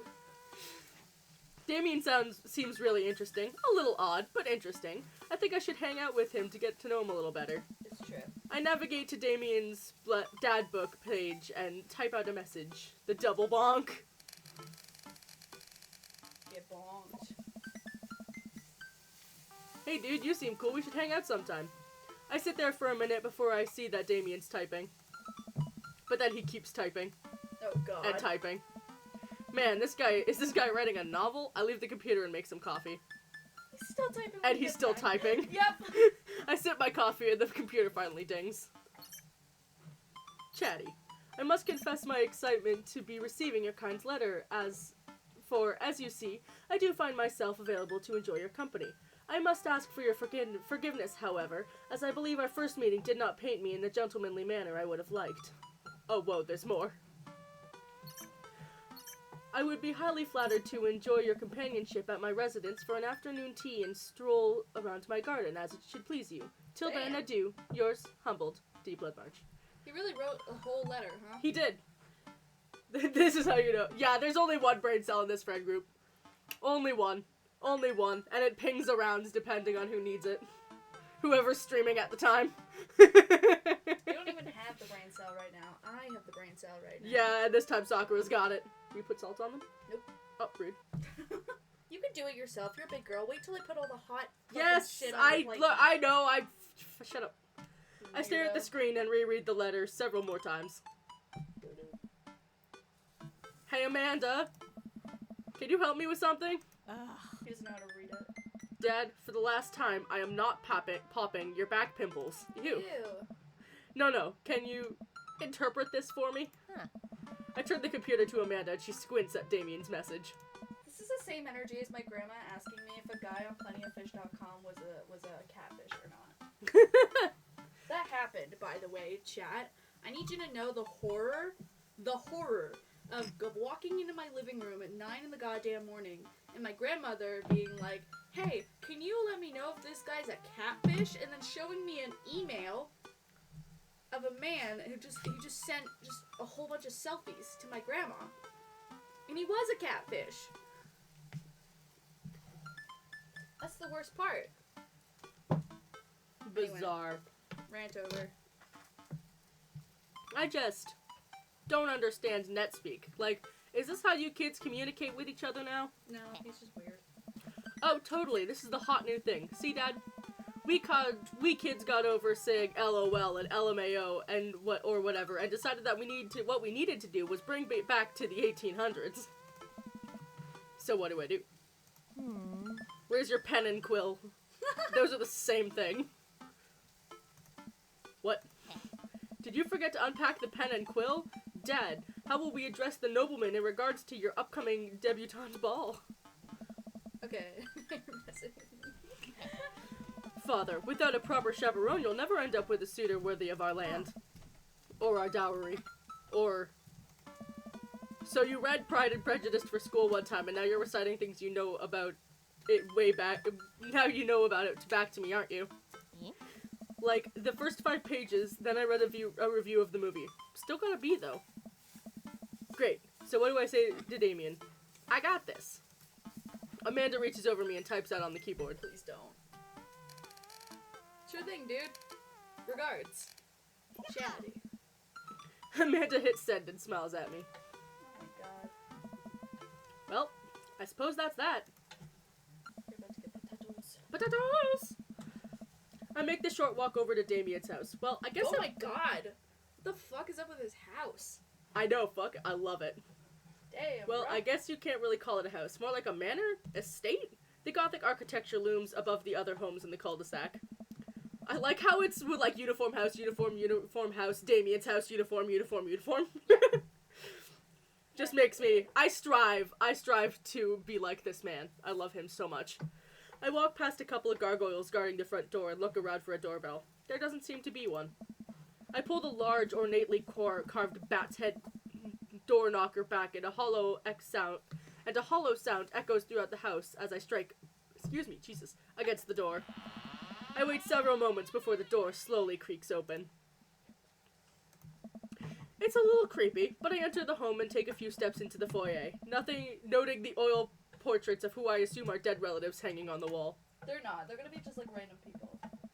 I'm calling it. No, there's one of Damien, there's one of Lucien, and there's one of a dog. Amazing. As I'm admiring them, the front door slams shut behind me. Oh my god! Lucien looks so bad. Hello?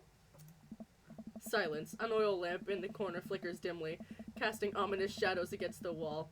Why do I feel like all people in these paintings are staring straight at me? Why is it so cold in here? Where's Damien? Chatty, pleasure to have you in my home. I look up and see Damien standing at the top of a majestic staircase with a fucking candle holder. He's great. I fucking love him so goddamn much. I strive to be like this man. I love him. Dude is like a theater kid to the max. What's with the door slamming shut? Stupid. Oh, sorry. There was a draft. And the door creaking open when I knocked? I accidentally left the door unlocked. That is not how locks work, Damien. And the creepy oil paintings? I like the oil paintings. Damn. Right. Right. Got you there. Please, let me show you around. Okay. Well, I'm burning them. Oh, dang. Oh, dang. Damien leads me to his house, showcasing his parlor, sitting room, auxiliary sitting room, and then the parlor again, for some reason. That's interesting. This is one of the older homes on the block, yes, but nowhere near as old as the architecture might suggest. Through extensive renovations, where do you get all this money? I've been able to craft a residence that is both historically accurate to the Victorian period and equipped with the amenities of any modern dwelling. We walk past a door covered in bumper stickers, caution tape, and a black parade poster. Guess whose room that is? 3 guesses. We're dating Craig, unfortunately, as this is... Unfortunately, fuck you. I love Damien. We're going on 2 dates with Damien and then doing the end of Craig's route before switching to Monster Prom because Sakura has decided she's uninterested in any other dad. Yep. It's Damien, or it's Craig or nothing. But I demanded we do Damien because I love him and he deserves respect. Respect is not the word I use here. Damien is best dad. Yeah, no, Craig is best dad. Damien is best dad. You are correct objectively. You are the GOAT. Rune is always wrong. Fuck you. Maybe if you didn't have shit taste. Can you look at this man? Look at this man. Look at him. I'm looking. I love him. He's an interesting man, I'll give you that. I love him. Did they listen to My Chemical Romance in the Victorian era? Yes. That's my son's room. You know how the rebellious teenage years are. Onward, onward. There's more to see. Ah. I would not blame him for not wanting to be a Victorian boy. He would die if he had like a power drink. Yeah! Fair.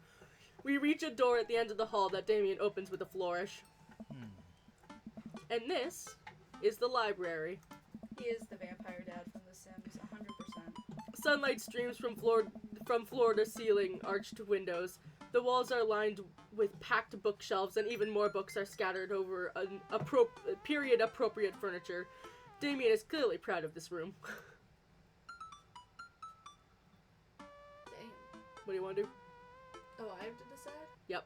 What are the options? You can't even see it. Look out the window, look at the butterflies, pick up a book, or that's enough of the tour. I'm going to fix this so you can actually see it. I don't know why it's like that. There we go. Gotta adjust it so it fits properly. Oh fuck, I fucked it up. There we go. Look out the window. You gonna look out the window? Look at the window. Okay. I walk to the window and am greeted by a beautiful view of Damien's backyard. It showcases a beautiful view of the rest of the cul-de-sac. Hey, I can see Craig on his lawn. He's doing push-ups with his daughters on his back. Craig! I do my best. Damn. He sees me and waves happily, doing push-ups with one hand now. Damn! Did you know that Victorians spent at least 20 hours a week gazing longingly out full-length windows? Wait, really? Ah. No, but Victorians did appreciate telling a good joke. Dang. Damien is a vampire? Have we not established that at this point? That is actually, funnily enough, one of the comics I believe he is actually a vampire. I believe that's a canon thing in one of the comics, which I also have, and I'm totally down for reading. There are 5 comics in total. I bought them because I need them and I want the hardcover version. So bad. Do you already have them and you just want another version? Yeah. That's weird. What are we doing now? Looking at butterflies, picking up a book, or that's enough of the tour? Butterflies. They're creepy. I mean, if they're already dead? It's still creepy. It would be less creepy if they were alive. Then that's torture. No, but like if you have like a butterfly garden. Why was chat trying to kill you, Panda? What did you do? It's true, you gave them the option though. That's kinda on you,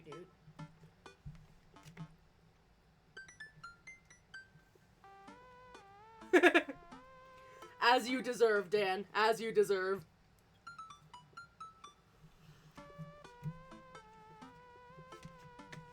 Oh. Hot potato on my phone.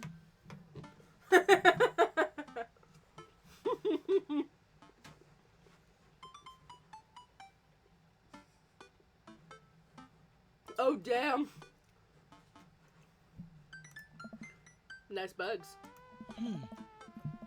I pinned them all myself. Maybe I could show you how sometime. I'm good. I'm concerned I would stick a pin right through my finger. The pinner's gambit. Is that a thing? Ah. No. Thank you, Damien, for that insightful. We picking up a book, or are we... Book. You know, Chatty, in the Victorian era, there was some controversy surrounding reading. Many people thought the more tardy novels would encourage youths to a life of crime and would cause too much of a distraction from work and school. You get to read this. What? You get to read this. I pull out a book at random and examine the worn cover. Opening it, I turn to a random page and read aloud. Oh, yes! Naruto struggled against the chains that Sasuke had bound with him with. Shirtless and out of breath, he looked up at Sasuke. Sasuke smirked, unbuttoning his ninja pants. Okay, I think that's enough. Damien gets exposed for his Naruto x Sasuke fanfiction. That's bound in his library. Also, as much as I love the Victorian aesthetic, I know as a woman it'd be shit for me. So, I like where I am. Yes. Yes, I fucking... yeah, he's got fucking Naruto x fucking... Sasuke fanfiction hardcover bound in his library. And I think that's amazing. Dan the Draconian, I want to be a princess. That's all I have to say to you. Damien snaps the book shut and puts it back onto the shelf. That's a rare book from my private collection. Oh. Damn. Please, will you join me for tea?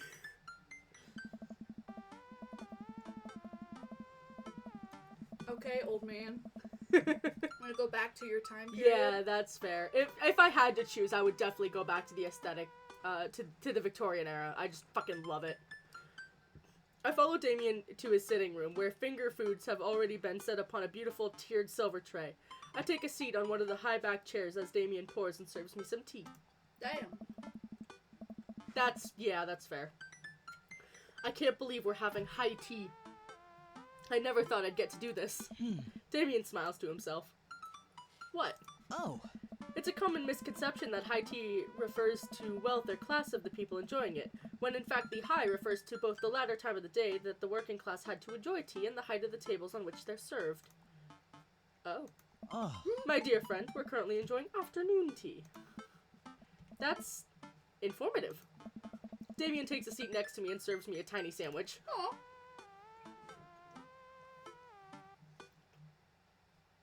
I like her cape.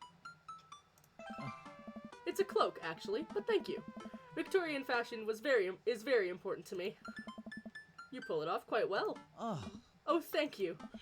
Regardless of my historical leanings, it is very important to me to present myself well.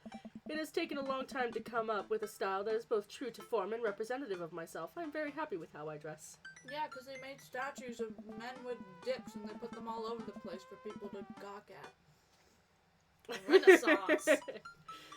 I do get some strange looks, yes, but that's something that brings me a great deal of joy, so I don't mind. To be able to wake up in the morning, pick from my closet of a variety of cloaks, waistcoats, top hats, and even binders that are period appropriate feels amazing. And that's the line. Trans? He is trans. I forgot! You told me that, and I forgot. Yeah, that's the line that tipped people into knowing, but it's so often missed. I didn't even I totally forgot. You told me and I forgot. I know. I fucking... Trans king. We love He him. is. I fucking love him so goddamn much. Amazing. You wear top hats? Huh. That's the part he sticks on. You don't? A lot of people don't because it's something that's so easily missed, but it is canon. He is trans, which is just... We love a trans king who is just out here living his best goth life. Honestly? Just having the time of his life. I love him. No, I know I was kind of shitting on Damien, but, like, actually, I envy I know, Damien right? a lot. He just lives his life the way that he wants to, and he does not fucking care what anyone else has to say about it. Even if Joseph is being like, why is your house black? It wasn't, like, super judgy. It was just like, why is your house black? That's an interesting choice. It was kind of judgy. Okay, yeah, but Especially it's once you get to know Joseph, it was definitely judgy. What got you so interested in goth stuff? Yes. Well, when I was a young boy, my father... When I was Did he take you to into the city? my father Sorry? took me Ha, into did you the guys see city a marching band? to see I'm afraid I a don't marching understand. band. You're serious? Said, son, when you grow My up, bro, I'm trying to read. will you be I will the fucking... savior Shut up! of the broken, I'll drink your drink the on you. beaten and the damned? We're going Forget over how fast despite the fact that his son blasts My Chemical Romance, Damien still doesn't know what you're talking about. Of course. But it's, you know, the song. Amanda made me listen to it. Seriously? Oh. I'd love to see a marching band. Me too. Same. Nevertheless, I've always had a love for art, history, and fashion. If we What's- don't get a date with Damien where we go to see a marching band, I'm gonna be upset. What started off as a small hobby of collecting taxidermied animals grew into a sort of obsession. It's a privilege to be able to appreciate the lives and culture of those who came before us, I think. Why not go all the way? I like not dying when I catch a cold. Yup. Yup. He takes a sip of tea. Damn. I can acknowledge that there were many terrible things about the Victorian era, and try to live a life that strictly aligns with those ideals would be admittedly horrid. But I think it takes a critical mind to truly appreciate something to the fullest, to be cognizant of its flaws and love it all the same. Tell me, Chatty, do you have any hobbies? Oh Eating ice man, cream. I do! But I don't know if I care about anything the way you care about this stuff. Well, I'd love to hear about your interests. Hearing someone talk about the things they're passionate about is intriguing, and quite honestly, rather attractive. Ooh. Please, do tell me about your hobbies. Hello? Quick, sound sophisticated! Soup. Soup, soup, soup, soup. Soap is, an important advancement in modern society, getting rid of germs and stuff. I would say the people who make soap are the true heroes here. I watch them work. It's an honor. I, tried making some with Amanda once, and we both had to go to the doctor for rashes. I think that goes, which I guess goes to show that we should leave it to the professionals. We finish our tea and finger sandwiches. How delightful. Come, I have one more thing to show you. It's his garden! Oh my god. Damien, like, fucking look at this! Hold on. I fucking love his garden. Hold on. Make sure your meat doesn't burn. I fucking love Damien so much. I'm a chef. Chef Sakura. Damien takes me around the back of his home, where a variety of flowers flourish in beautifully landscaped rows. A small stone path weaves through, and butterflies flit lazily through the air. It's pretty. My garden. It's beautiful. A pretty. Thank you. Oh. It's so Victorians pretty. took flowers and floral arrangements very seriously.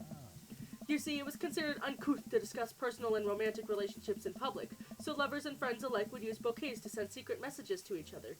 Each flower and plant is symbolic of a different feeling. Huh. Even more interesting is that one flower could mean different things depending on the other plants it was paired with. One had to be extremely careful, even the style in which a ribbon was tied around a bouquet affected the message. I actually really like the flower language I stuff. know, right? I want to learn more about it, but it's so hard to find accurate information. True. Damien leans down and plucks a gorgeous, bright orange flower off a vine. Lilium Bulbiferum. There we go. The orange lily. What do you think this one means? Thou art the tightest. Is that the one you're going with? Yep. I loved it! Fuck yeah. The orange lily is actually symbolic of pure hatred. Amazing. Well, I actually knew that though. and that's precisely why floral arrangements are so challenging. What's your favorite type of flower? Ooh. Sunflowers. They remind me of sunshine, and then you could eat the seeds as a delicious snack. And they look at each What other a- when there's no sun to look at, which I think is pretty. Yeah, that's cute. What a practical choice. My stomach grumbles. Oh man, now I want sunflower seeds. I have to remember that when I put together a bouquet for you. You didn't get one from him? He would put together a bouquet for me? No one's ever given me a bouquet before. This is why I love him! Give men flowers. They Give men just flowers. Men deserve flowers. It's true. I follow Damien through the footpath and admire more of his beautiful flowers. Suddenly, a phone rings. Oh, Chatty, will you excuse me? I must take this. It's gotta be like the really like old like. Bring. He pulls a cell phone out of his pocket. I'm a little surprised it's Watch not a your rotary hand. phone. Sorry. I'll move my drink too. Go for it. Damien smiles and walks back into the house. I take a deep breath and enjoy the heavily perfumed air. What a lovely yard. This makes me wish I had put a little more effort into that garden Amanda and I tried to start one time. Our watermelons grew to the size of cherry tomatoes and then immediately died. Oh hey, a gargoyle. Oh no, I knocked over the gargoyle! Fuck! Welcome to the minigame. Minigame. Guard. Yes. Try to put it back together? Yep. Do it. Get it good. Shit. Don't Shit. mind me aggressively flipping potatoes over here.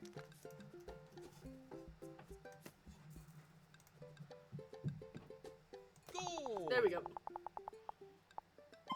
S+ legendary rank! Fuck yeah. I fixed the gargoyle so fast. He'll never know. Whew! That was a close one. Uh-oh, here comes Damien. He looks upset. Chatty, my sincerest apologies to have kept you waiting. There's an urgent matter I must attend to, so I'm afraid I must take my leave. Urgent matter. Your son get in trouble at school again? Yep, exactly that. Wow. No problem, dude. Everything alright? Damien worries the hem of his coat with his fingers and looks away. Everything's perfectly fine, but it's Lucien. What's wrong? He appears to have, well, his teacher needs me to come to the school, post-haste. Do you need help? Oh no, you don't have to. Let me come with you. Us dads gotta stick together. You're right. This is one of Lucien's more elaborate stunts. I would greatly treasure having another parent by my side. How is Lucien such a bitch when his dad is like this? It's because his dad is like this. Yeah, but like, he's cool. I fucking know, right? Let's go. Damien and I walk into the school and are immediately greeted by an anxious-looking Hugo. Hey, Damien, you're here in record time. I wouldn't miss it for the world, dear friend. Wow, whatever this is, it doesn't seem like this is Hugo and Damien's first time at the my kids are in trouble rodeo. What is it this time? This, Damien, you have to see to believe. What'd he do? Damien and I fall into step behind Hugo, who leads us through the busy corridors of the school. We pass by several classes in session, and I vaguely wonder if Amanda's around. Hugo eventually ushers us all into a small boiler room with a flight of rickety stairs leading down into darkness. Watch your step. I can hear faint voices drifting up from the basement, and they don't sound happy. As I'm led into the depths of the school, I recall the antics I got into as an angsty middle schooler. At least I had enough sense to stay out of creepy basements. We find another teacher in a boiler room tucked away at the back of the basement. With him are Lucien and Ernest, Hugo's both son. Of them. Lucien has a bloody nose. Oh. Thanks for coming. I can't make heads or tails of this. I look around at the scene of the crime and see a bunch of bricks and some masonry tools scattered around. What happened here? Ernest punched me. Lucien tried to kill me. What? The room falls silent. I was not trying to kill you, dumbass. I was just trying to build a brick wall around you and see what would happen. Oh, like a cask of Amontillado? You promised me there was wine down here. You tricked me. Cask of Amontillado, let's go! Whoa, whoa, whoa. Wait a second. Lucien, did you try to cask of Amontillado, Ernest? I am neither confirming nor denying that. I turn to Damien and whisper to him, What's cask of Amontillado? Huh. It's a classic Edgar Allan Poe story where the man gets his enemy drunk, lures him down to his cellar with the promise of wine of a fine vintage, and then buries him alive behind a brick wall. Oh. It's a lovely story. No, it's not! This is why your son is like this, sir.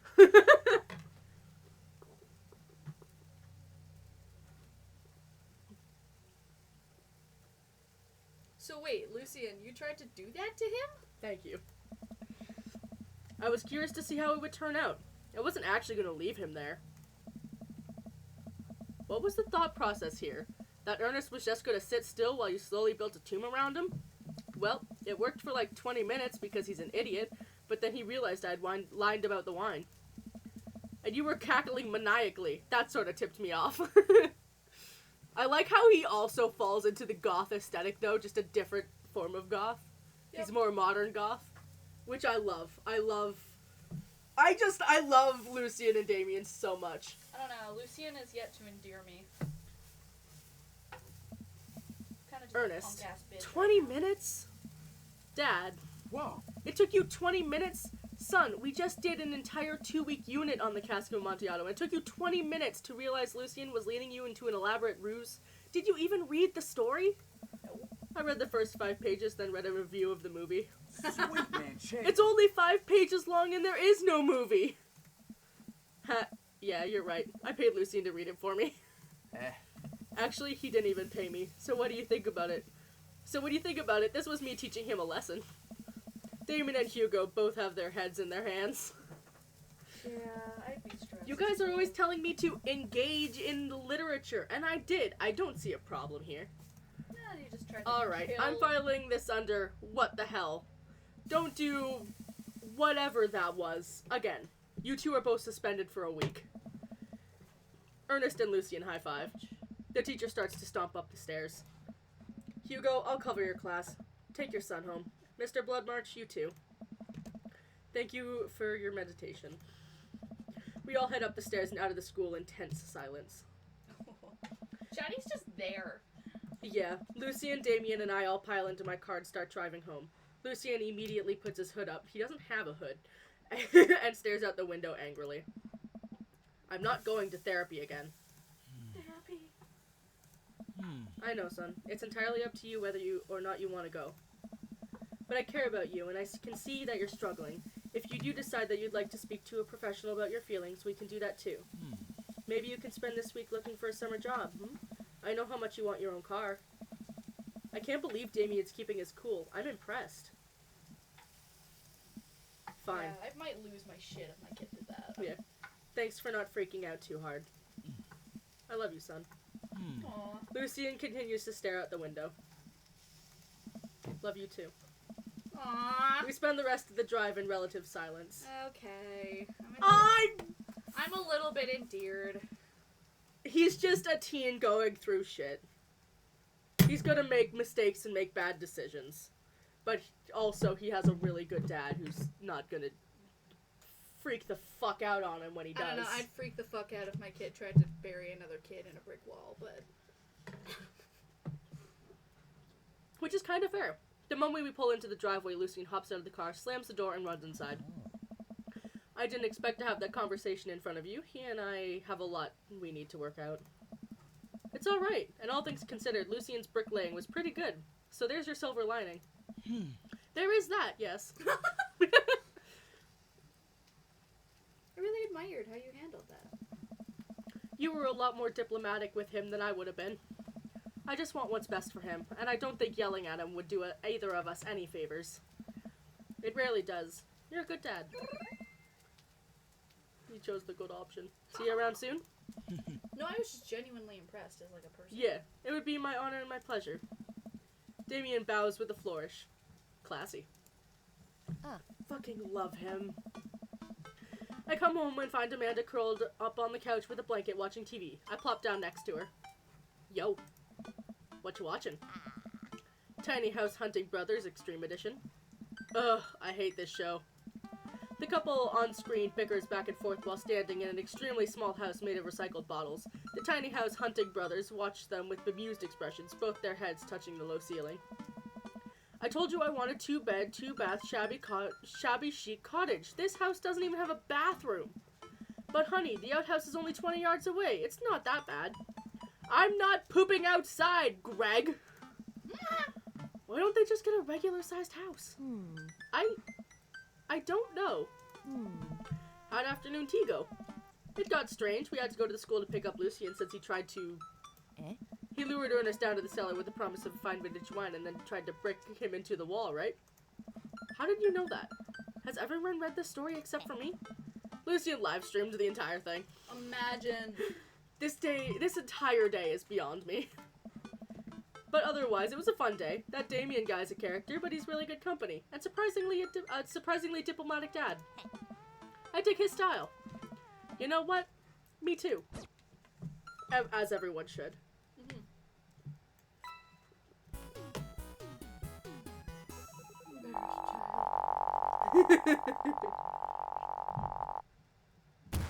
Simply marvelous. Rank A. Hell yeah. He's got one voice line. I know you can't hear the voice lines, but he's got one voice line where he uses a Victorian expression and then No, gets I'm real just- awkward about it. Chat, I want you to know that I'm sitting here in silence this whole time, just for you. I'm not allowed to hear it. Dadmazon. Hi, this is Steve from Dadmazon. I'm out front with your delivery. Dad was on. Oh, okay, yes, I'll be right down. Wait, nope, sorry, I need to put on pants first. I can't find my pants, but I'm wrapped from waist down in a duvet. Are you cool with that? I can come back tomorrow. No, wait, I'll be right down. I found some sensible capris. Put on pants. What a lad. Ooh, I got a package. Wonder what it is. I wonder what it is too. Look at. Oh, I bet it's that package of socks I ordered. I open the box and start pulling the packing peanuts out. Man, these socks reek. Okay, that's definitely not socks. What is it? It's butterflies? Oh boy, I almost don't know what to do. Damien Don't- gave us butterflies I in a don't- box. Oh boy, I almost don't even want to know what Amanda was planning on doing with these. Amanda. Hey Amanda, your box of dead butterflies is here. What's up? Are you sacrificing them? What? You ordered butterflies? You could order dead butterflies online? Wait, so these aren't yours?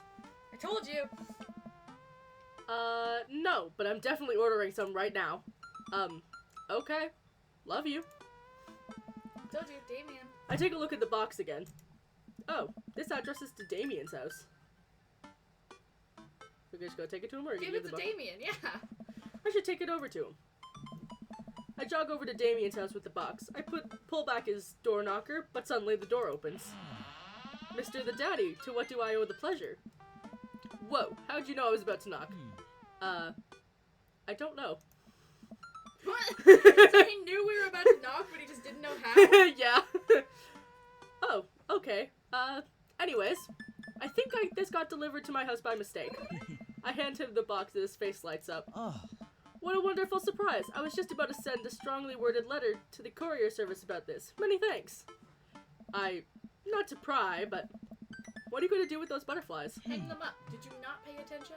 I know, right? Would you like to see? Alarm bells ring in my head. This is how you die, Chatty the Daddy. Sure. Damien leads me into his study, where he set up some sort of workstation. Above his desk is a wall of pinned butterflies, moths, and beetles. Oh, wow, that's really something, Damien. I'm quite proud of my little collection. You do all of this yourself? Of course, I find it rather relaxing. How do you... It's simple. Here, let me show you. These aren't quite ready yet. They'll need to be rehydrated overnight so they're easier to work with. I have some over there that are ready to pin. Damien takes a seat at his desk while I hover behind him.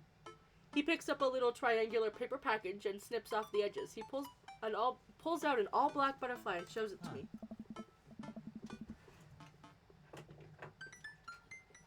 Okay. I'm rather excited about this one. It's a turquoise swallowtail. But he gently opens the wing, spreading the butterfly out on the table. Okay, why don't you just use one of my chargers? Instead of... Bro. He gently opens the wing, spreading the butterfly out on the table. The backs of the wings are gorgeous, iridescent green color. Oh, and the pigment of this one is so nice too. Anyways, pinning a butterfly is actually very simple. It just requires a delicate touch. First, I'll put a pin through the thorax. Damien slides a pin through the middle of the butterfly and places the butterfly on a piece of styrofoam. He carefully arranges the antennae with forceps and begins placing paper and more pins on and around it. He does this so effortlessly, it's almost hypnotic. Ew. I have a frame here that I think this one will look quite pretty in, but I'll need to let it sit for a couple of days until it's ready. And then what? I remove all the pins and put it on display with the others. I take a closer look at Damien's collection. One with bright blue wings keeps drawing my eye. This one's so pretty. Damien takes it off the wall. Ah, yes. The blue morpho. One of my favorites, too. He hands the small frame to me. Here, I think this would look lovely in your home. You've never been to my home. Oh, I couldn't take this. I insist. Believe me, I have more than enough. Thank you. If you ever have an interest in pinning some insects yourself, you know where to find me. Haha, I think I'll leave that up to you. I feel like I'd probably break them in half with my butterfingers. Nonsense, you have beautiful, steady hands. That would make a fine you would make a fine taxidermist. Am I blushing? Damien walks me to the door and gives me a warm smile as I leave. I hope not. Do take care of yourself, Chatty. Thanks for allowing me to share my odd little hobby with you. I love him so fucking much! Welcome. Bugs You've are got gross. dads. Yucky, yucky. Any other dads? Nah. So one more Damien, then back to Craig? Okay.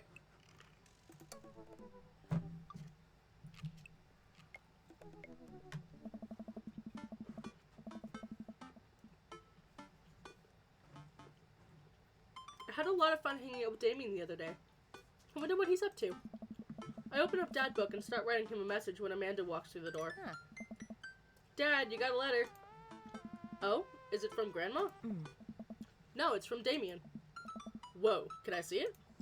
You Amanda- live in the same cul-de-sac. Amanda hands me a piece of old parchment, folded into an envelope and sealed with a purple wax. Damn, this dude goes all out. I pry off the seal and unfold the letter. It's the most beautiful calligraphy. The letter reads, Dearest Chatty, I hope you find my continued correspondence endearing rather than trying. One can only hope that the use of the slower, more traditional form of communication will showcase my sincere and earnest sentiment that I greatly enjoyed our time together. I wrote this hastily under warm embrace of excitement, fearful that I may misstep and speak towards something unwelcome. For now, I hope that you might forgive my boldness. I will simply say that your company has greatly occupied my thoughts. While the afternoon may have been derailed by the forces unforeseen, your companionship helped a great deal. Not only in the discipline of my child, but in the morale of my spirit. And for that, I thank you. That said, Chatty, if you would allow me, it would mean the world to me if I could enjoy more of your time. Perhaps a trip to the cinema followed by a moonlit stroll would be to your taste. I eagerly await your response. With great respect, D. Bloodmarch. Damn, he's so romantic. I fucking know! Yes, I did have a good rest. I spent the day at the beach with the lovely Sakura and her I Love Dilf shirt, Yeah. which I want you to have IRL, just so you know. They have them at Spencer's. If you buy it, I will wear it. I fucking love that. I didn't know that. Yeah, that's where I got the idea to get it. Amanda and I both look up from the letter. Wow. He's good. So you're gonna catch a movie with him? Yeah? Yeah, I better message him on Dadbook and let him know. Amanda slaps my laptop shut. You have to write him back. A real letter.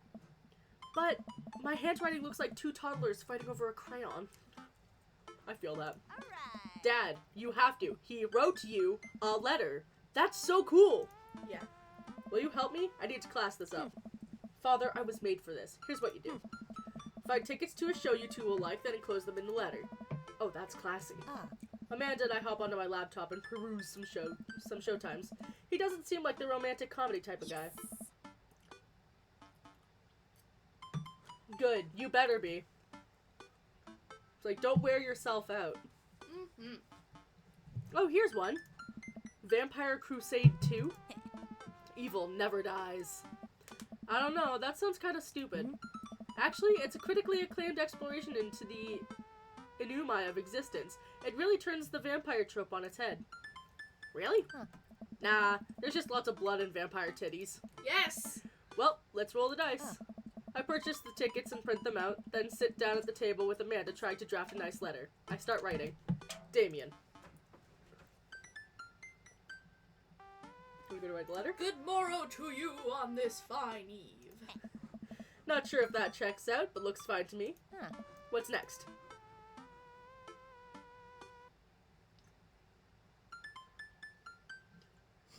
I must confess to my amateur control of the written word. Geez, Dad, have some faith in yourself. Okay, we're trucking along. Let them know how you're feeling.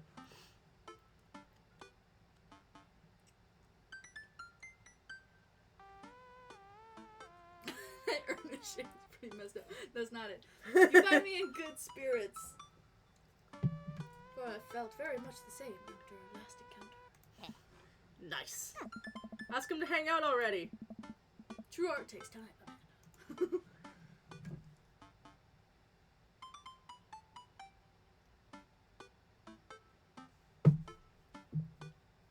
Let me get at that. Screaming, crying, sobbing. Oh my god. I like the Icarus one. Good. I'm glad you're limiting yourself. Like it's Like a really hard part of your chair. that is unfortunate. So Fall of Icarus? Yeah. Dad. Whoa. Putting on the moves. I'm not actually an intelligent person. Bring it home, Pops.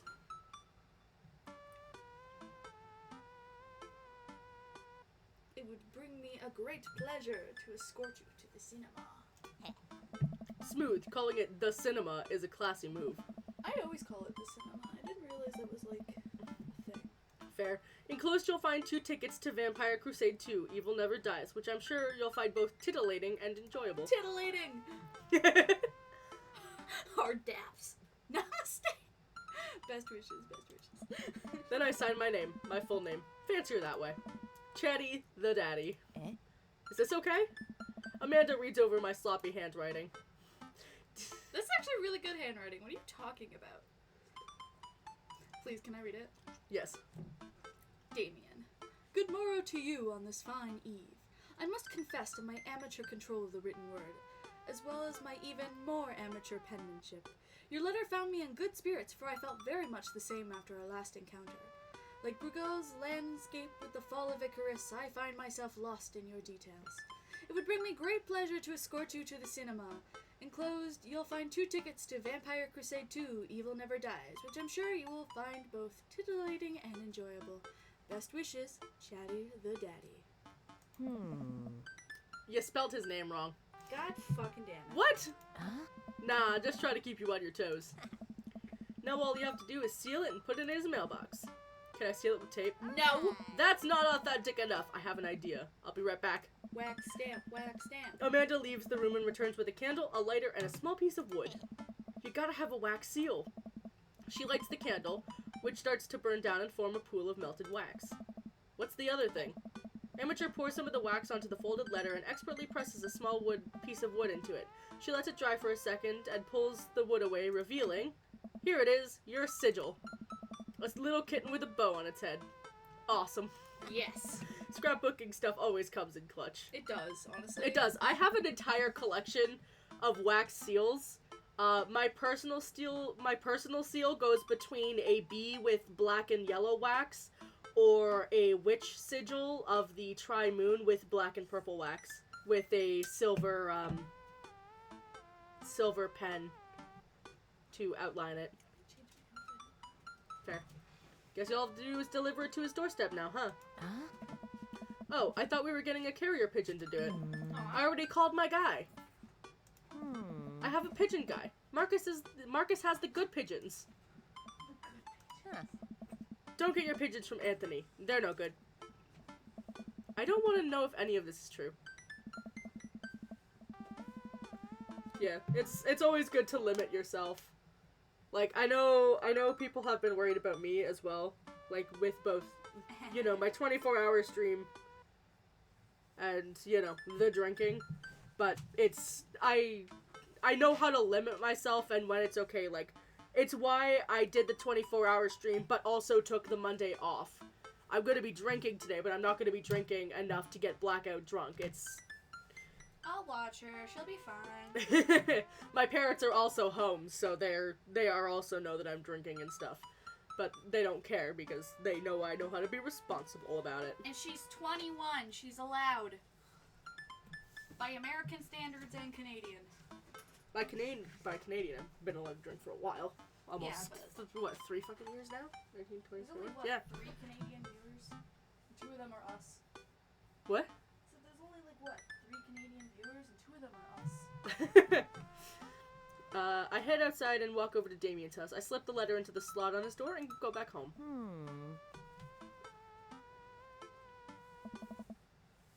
Mission accomplished. Now we play the waiting game. The night finally rolls around where I'm supposed to meet with Damien. The next day, he had Brought us back? Yep. The next day he had left us another beautifully crafted letter thanking me for mine and agreeing to the evening. Amanda, you fucking slammed your thing against my door so bad. Amanda helps me pick out a nice outfit, and I show up at the theater a little bit early. It's a chilly tonight, and the theater's kind of crowded, but it's still nice. How do you do? I jump at the sound of his voice and turn to see Damien right around me. The thunder sound effect. You almost gave me a heart attack. How long were you there for? I don't know. I just walked up. My apologies for frightening you. Jesus. Was that thunder? Is it gonna rain soon? I didn't hear anything. What? Huh. What? He comes What? with his own sound effects. He does. Regardless, the hour grows close. Shall we take our seats in the cinema? I must thank you again for purchasing our tickets. Please, allow me to repay the deed in Sour Patch Kids or perhaps Milk Duds. Oh, Milk Duds are the bomb. Let's do it. We wait in line to buy snacks. As we're waiting, I hear a familiar voice behind us. Ugh, my dad's here. I turn around to find Lucien standing a few feet behind us with a gaggle of other goth kids. Lucien, how nice to see you. I didn't know you were coming to the theater. I'm glad to see you spending some quality time with your friends. I feel like Damien's the type to call it the theater. Fair. That's absolutely fair. Whatever, Dad. Oh. What movie will you be attending tonight? My friends are making me see some kids' movie about talking animals. I really don't care about it. Well, I do hope you enjoy your evening. We'll be watching Vampire Crusade 2, Evil Never Dies. What? You? Watching that? Yeah, I thought Damien would enjoy it. Oh my god. Good luck with that, Dad. Lucien rejoins his friends and I look over to Damien. Good luck with what? It's nothing. My son loves to tease. We wait in line for a little... Is he like a scaredy cat? Yes. Yes! Yes! He loves the aesthetic. He's scared of the spooks, and I love him for it. Me too. We wait, which is why Lucien was like, "Hot, good fucking luck." Good luck. We wait in line for a little longer, and Damien buys us snacks. He seems a little nervous. I wonder what's wrong. Huh. My boy. Oh, he just not there for the vampire titties? I guess he's gay, so I guess not. Nah, it's I also mean, it's it's also a vampire horror titties. movie with a lot of blood and gore. Okay, yeah, but vampire titties. Damien and I take our seats and settle in for previews. Glancing at him, I can see that he's sweating profusely and gripping his armrest. Vampires, huh? What? Yes, the winged creatures of the mist. I fear them not, for I know the night as well as the, I'm so, excited for this film. I'm a devoted patron of the arts, especially the scary arts. The scarier the art, the better. Do you have a favorite horror movie? Oh, no. Of course I have a favorite horror movie. Mine is Halloween Town. Terrifying. I love Halloween Town. Halloween Town is so good. Oh. Interesting. That's odd. I don't seem to remember Halloween Town being that scary. I would have expected him to bring up some sort of strange foreign horror film that I've never heard of. Damien's knuckles are turning white. He looks like he's about to rip the armrest off. Wait a second. Not really. Just chilling. It's my birthday today, so we're taking it easy. We're drinking. We're having fun. I have a hot tub that will probably be going in later. Well, we're Canadians, so 4th of July means nothing to me other than the fact that it's my birthday.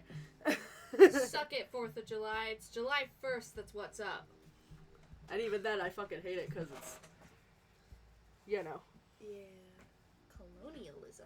Yes, that's the word I was looking for. Damien, are you afraid of horror movies? Oh, my. You must be joking. I love horror movies. That is He false. says as he is visibly nervous. The lights dim for the film. Damien screams. I apologize. I was thinking of something far scarier than this movie, which is not scary at all. Jesus Christ. Can't bring this man anywhere. I love him so much. We settle in as the film starts. I offer Damien some licorice and he takes one. I take note of how much his hands are shaking. The title... Hold his hand. Hold his hand. The title flashes across the screen in bloody letters. Vampire Crusade 2, Evil Never Dies. A pale man with long silver hair, glittering red eyes, and well-oiled abs sit up in a coffin. Damn. Romulus bad blood. Awaken my coven. 2 more vampires slide the tops of their coffins onto the floor. Brother, is it time? Yes, husband, but also mortal enemy, it is time. The 3 look at each other, then to the camera. For the Vampire Crusade. This rules. The trio of vampires fly off into the night as for booting. For booting. eh? I had to prove my Canadian-ness, obviously. Foreboding organ music plays in the distance. I somehow get lost in the movie. As dumb as it sounds, it's actually a pretty fun flick. We get to a tense moment of the movie where Romulus Trueblood sits at a truce meeting with the general of the human army, whose wife Romulus has fallen in love with. Romulus, it's good to finally meet you. General, I agree. It's good to finally blood you. What? Romulus leaps out and slashes the general's throat. Blood splatters across everything, including the camera. Damien screams again, reflexively grasping my hand. Hand hold.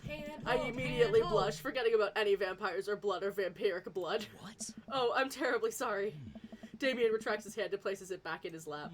I was writing a novel in my head about blood magic, and I got to an extremely scary section. My bro, just admit that you're scared. We get it. I love this man so much. Damien goes back to quietly stressing out over the movie. It's kind of cute that he won't admit that he's afraid of it. I wish he would hold my hand again. Hold his hand! Maybe I should do something to try and make him feel more comfortable. I've got it. I'll do what all dads do best. Talk during the movie. How dare you? First of all, never talk during the movie. This is a PSA. Don't do that. I will personally come and I will exist in your computer and I'll just pop out and I'll kill you with my own hands. All right, are we telling a dad joke? Are we putting out a plot hole? Or are we asking what's happening? Oh, you gotta ask what's happening. That's like the most classic. Dads don't know what's happening in movies. Wait, what's happening? I believe Carmilla's trying to kidnap the general's son, but the son is also her cousin, and there's a werewolf for some reason. You chose a bad choice. Did I? Which one's Carmilla? She's Demetrius' wife rival, I think. Great, he's confused. Go for the kill. This movie doesn't make any sense because I'm not paying attention and therefore it's bad. Right, yes. The rest of the movie goes by relatively smoothly, but only a few whimpers from Damien. Maybe he would have liked the romantic comedy better. We go to the final scene of the movie where Romulus Bad Blood and the general's wife embrace each other in his crypt. It appears that the true vampire crusade was the vampire crusade in our hearts, our cold, unbeating hearts. Jesus Christ. Romulus and his wife begin making out hard. What? The film fades to black and the end appears on the screen. Then it hard cuts to Demetrius and his rival lover Camilla, who watch the two from afar. Oh no! Twist ending! Our bloodline has been pure for thousands of years. Romulus has betrayed us by loving a human woman. It is only a short time before the next Vampire Crusade 3, Evil Must Die Again. More thunder, more ominous organs. The movie fades out again and a bloody question mark now accompanies the end. You didn't get to hold his hand again. Damn. Damien and I walk out of the movie theater amongst throngs of chattering moviegoers. He's a little more pale than I remember, but otherwise survived the encounter. He even seems kind of invigorated. What an interesting film. While the premise admittedly struck me as pedestrian, I was intrigued by its harrowing love story and great attention to detail in regards to vampiric lore. No, the thing is, though, vampiric lore... I'm gonna get real and I'm gonna input on you for a second. Vampiric lore... Is the alcohol kicking in already? No. I wouldn't be able to give you good trivia if I was already drunk. Thank you. You're acting kind of drunk. And I also know you're a lightweight, so... That's rude, okay? First it's of all... It's an objective fact. Second, let me spill my piece here. Okay, go ahead. Vampiric lore. Super confusing. No one gets it straight. Nobody knows why. They're just we made them up, so I guess, so it's like, everyone's like, one novel was like, oh, they work like this, and one novel was like, oh, they work like that. And no one can decide. Get yourselves together, pop culture. Figure it out. There's different eras of vampiric lore. Either way, it's kind of silly. Come, the night is young. Let's take a stroll. Damien is making a point of not telling me where he's taking me. Still, I'm enjoying the walk in the cool night the cool night air. Being alone here with Damien is a lot better than being in a crowded theater. Lovely night, isn't it? As lovely as the company, yes. Damn. He thinks I'm lovely. He's smooth. Damn. Okay, here comes the smooth response. None of those. None of those are a good option. Just say thanks. Thanks? No problem. No problem. Crushed it. We both stand there feeling a little awkward. I'm sure one smooth operator. Are you getting a little hungry? Maybe we could stop and grab something to eat. Worry not, friend. I have a plan. We turn the corner and are greeted by the gates of a cemetery? What? Eat the dead people. We're zombies now. Are we going in there? A little bit of Victorian flavor, Chatty. Trust me. Okay. Goodbye, LP. I hope you had fun. Hope you enjoyed yourself. There's not a lot of commentary because it's a visual novel, but I don't know about you, but I've been providing much commentary. I'm a bit nervous, but Damien hasn't led me wrong yet. I follow his lead as we walk into the cemetery. Statues of angels stare down at us as we follow a path through the faded tombstones. As we crest a small hill, we get a beautiful view of the city. The night lights sparkle around us. There's some epic music in the background. I gotta hand it to him. For being a cemetery, this is strangely romantic. Only I can hear the music.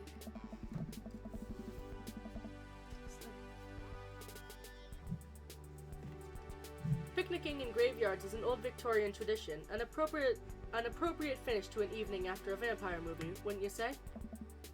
With a flourish, Damien produces a blanket and a picnic basket. Wait, where were you hiding that? Oh. You'll never know. Under my cloak?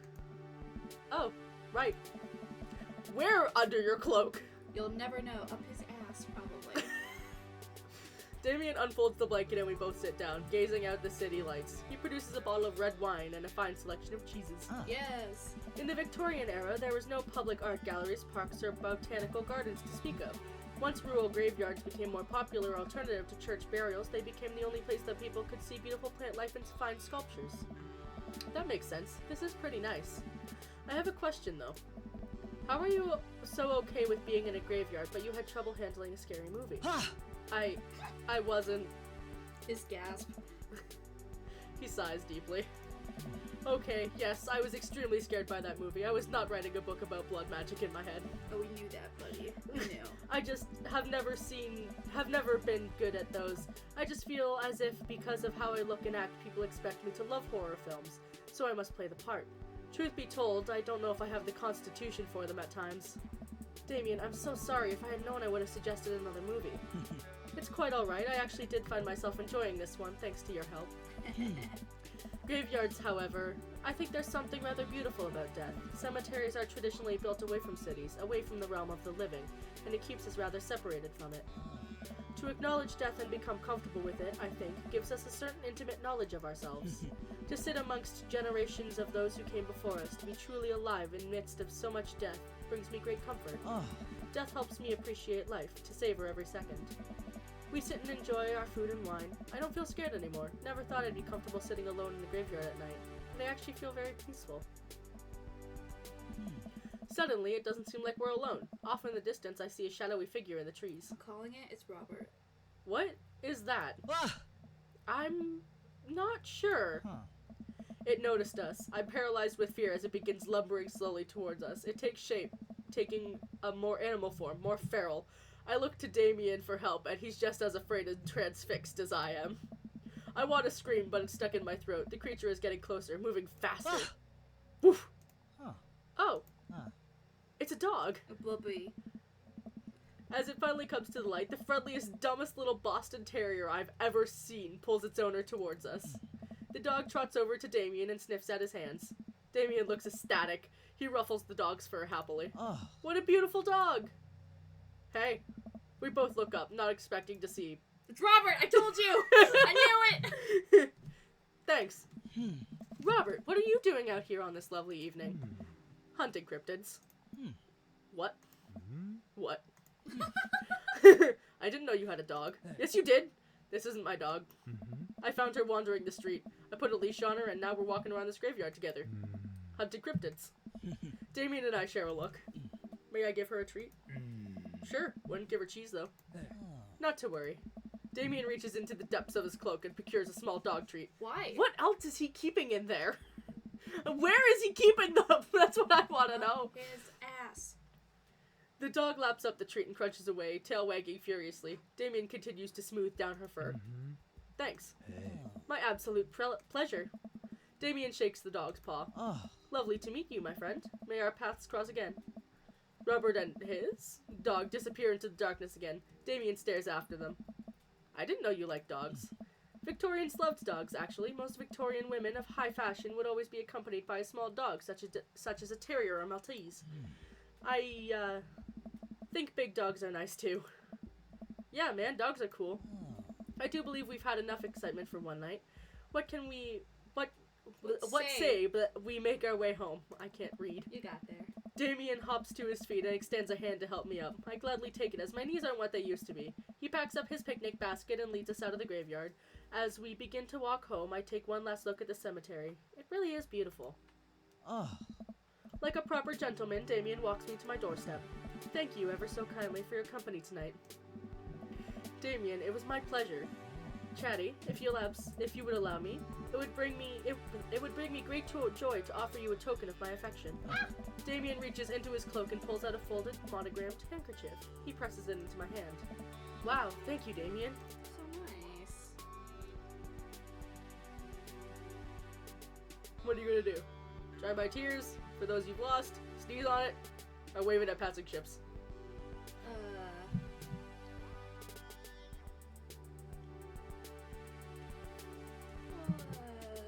For my tears. Oh. Oh, A amazing. noble purpose. Damien shuffles his feet. Oh. I just want to say that it is rare to find someone like you, someone who's open to my eccentricities. No, you're It's- dope, dude. I know, right? Nice to feel so accepted. Thank you. Damien gives my hand a quick squeeze. Damien blushes and hastily retracts his hand. I must take my leave. Good night. Before I can say anything else, he's gone. Huh. I unlock the door and step inside. Like a whirlwind, Amanda runs from the window and plops down on the couch, trying to look nonchalant. Hey, Dad, what's up? Were you watching me from the window? No, I was just, Okay, yes. How was the movie? Lots of vampire titties. Told you. But as it turns out, Damien is Wait, Amanda doesn't need to know that. I'll keep it between me and Damien. Scary cool. Yeah, he's so cool it's scary. Nice save, Chatty. Did you know that graveyards used to be a place to throw parties? I think I'm misremembering that. Wow, that's pretty punk. Also, we saw a dog. Definitely thought it was a werewolf for a minute, though. How could you be so sure it wasn't a werewolf? Because it was Robert's dog. How could you be so sure I'm not a werewolf? And how could I be so sure you're not a werewolf? Amanda's eyes narrow. I don't trust you. Nor I you. We make intense, wary eye contact for a second. Anyway, I'm calling it for the night. Don't stay up too late, will ya? I'll try not to howl at the moon past midnight. Very cute. Yes, I fucking love. You see why I love him? Angry about weather. Oh, we did complain a little bit about weather this time. Wow, just throw your Wow. headphones around, why don't you? My So I stars, am. this. Frank, let's Never in a go! million moons have I had a date such as exquisite as this one. The voice line. Oh. Dog. Dog. Fucking Robert. I know, he shows up everywhere. It's great. And for what? I like how Damien's thing is Interview with a Vampire, which is a movie that my mom really likes. It's a beautiful night and the air smells so fresh, so I decide to take the long way home. I casually stroll through the neighborhood, taking in the sights and the sounds of a suburban city with a low crime rate and wide, walkable sidewalks at night. I approach the bar and can hear patrons inside cheering. Oh, I bet the game is on. I wonder if my Okay. game is playing tonight. Or my team. A drop of water hits my head. And now it's lots of drops of water. It's pouring rain. Maybe I should wait this out inside. I order a beer from the bar and settle in. It turns out that my team isn't playing tonight, but I can certainly enjoy the game regardless. The bar is unusually crowded, and the feeling of camaraderie over the shared love of the game makes me smile. Sports are nice. I like how they refuse to specify what game it is. Oh, we still have a huge chunk of meat. Oh, yeah. I look over to the corner and spot none other than Mary, sitting alone in the corner, nursing a cocktail. Something about her seems different this time. Now that she's by herself and not hanging off some younger guys, she looks so sad. She looks up and half-heartedly raises her glass to me before staring off into the middle distance. What are you gonna do? I don't know. Interacting with Mary gives me like weird vibes. You with Joseph. Fair. Keep watching the game. Whether or not Mary is actively looking for attention, I decide I don't really have the energy to give it to her. I politely reciprocate her glass rays while keeping my eyes glued on the game. Eventually, I manage to disengage from the game and realize Mary has left. Hope she doesn't have too rough of a night. Welcome. You've got Craig dads. time. Oh, Speaking of, hey dude, I've got the runs. why? Oh, I've got just the thing. Head to the store and grab you a real chunky milkshake with cherry licorice and a book of word jumbles that I found helpful in strenuous times such as these. What? Wouldn't that make it worse? Oh, it's not for the diarrhea. The milkshakes are just comforting. Wait, why are we talking about this? By I've got the runs, I mean that I feel like running. Want to come with me to the gym? Why do I feel less excited about that than getting you home remedies for diarrhea? Come on, man, it'll be fun. You know what? Sure. When are we doing this? There's 30 more minutes left in this meat hell marathon. I'm outside right now. I'm warming up. Okay. At least let me see if Betty gets away with the wolves in time to get her sopressata wrapped cheesecake out of the oven. Time to go running. Amazing.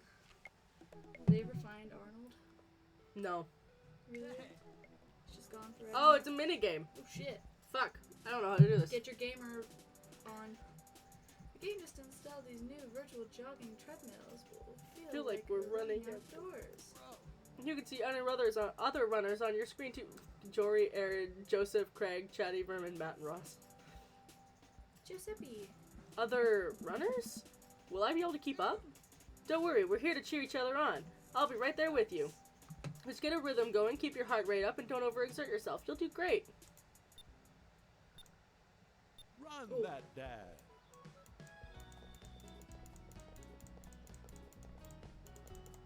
What's your BPM? It's going too high.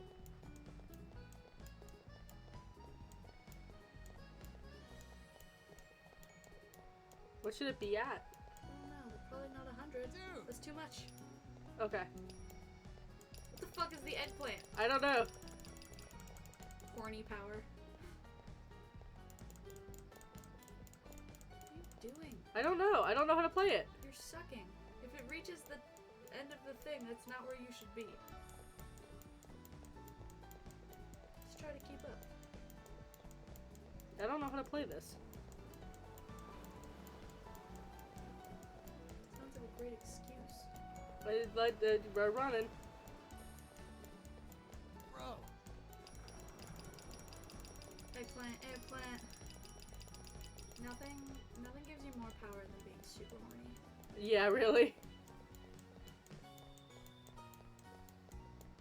We're running. We're running.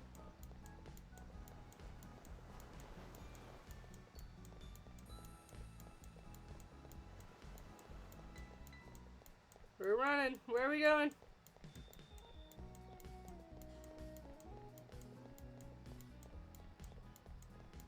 Where are we going? I like the little like me characters though. They're kind of fun. Yeah. Oh no. You broke it.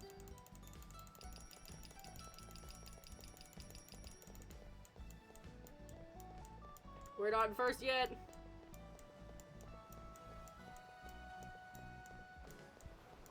We're getting there.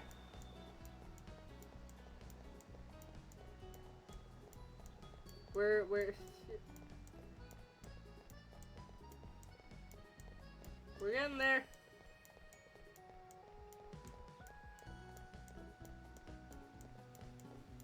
We're getting there. Also, I like how the waterfall is just the sweat Yeah. emoji. Yeah, is it? Yeah. I love that. Just a whole bunch of the sweat emoji. I love that so much.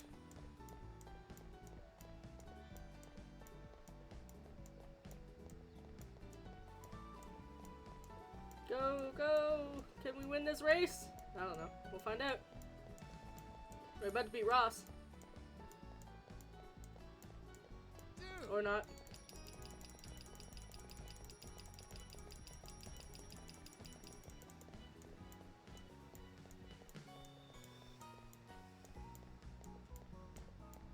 Let's go! You're not moving up or down. No, we're staying in the center. We're almost there. Took us like 3.5 minutes. There's cake. Woohoo! Woo! 3 minutes and 4 seconds. We did it. What's our rank? S plus plus. Personal best! Fuck yeah! Hell Way yeah. to go! Fuck yeah! Hell yeah! We did it! Woo! Welcome. You've got dads. Correct, man. Yeah, we read all this. Yeah. What are you turned on to sub 6 minute mile?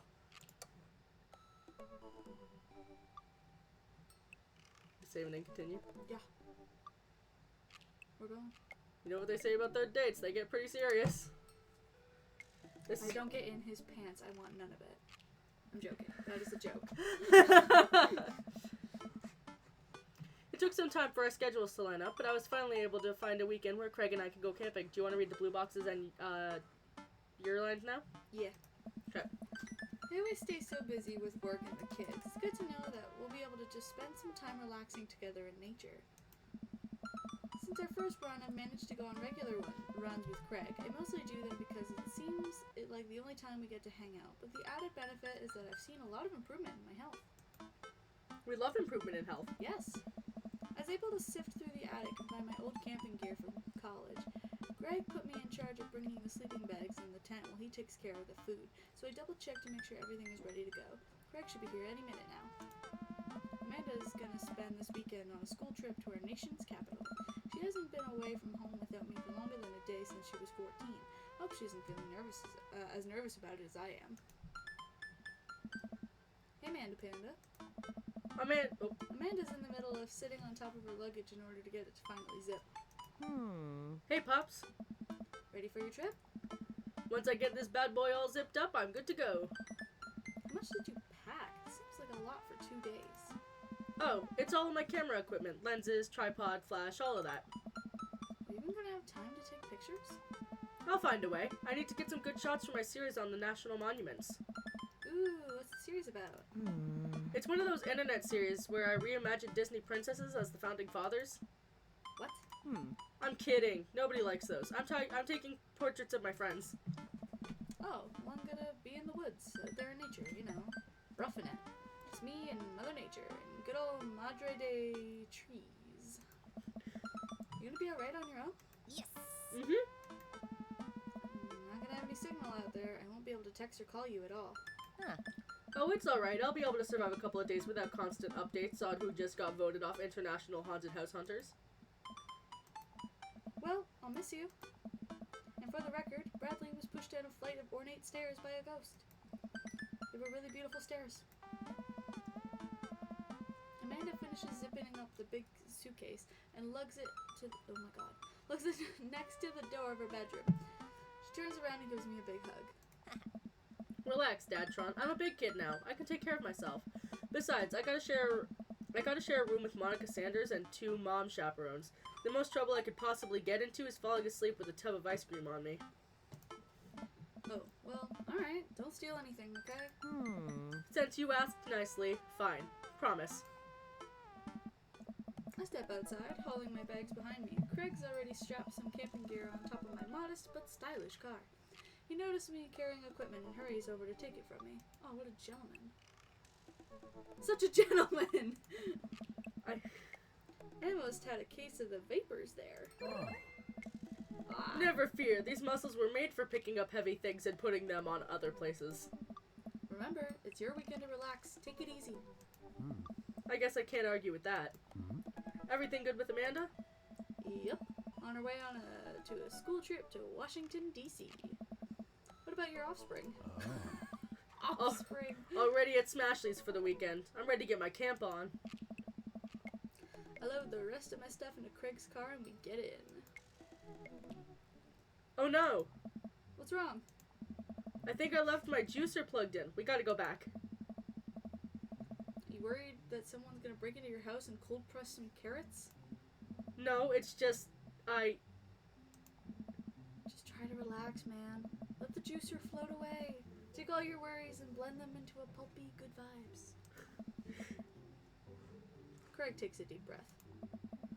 Do we have anything to listen to? All I had in my place was a series of CDs that guide you through an intense calisthenics workout. You want to listen to those? I'm just kidding. Greg hands me a thick case filled with CDs. Take your pick. I thumb through page after page of kids' sing-along CDs.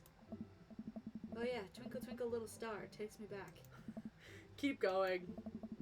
Get to the end of the case to find, in the very last slot, a blank CD with Craig's handwriting on it. DJ Kegastan's Mega Mix Volume 1. Made it just for the trip. I think you'll like it. I pop the CD into the car stereo, and it's like I'm immediately transported to our old dorm room. Hit after hit plays, and soon enough we're both happily scream-singing the lyrics to each song as we fly down the highway. As it should be. Hell yeah. This song was Carl's favorite.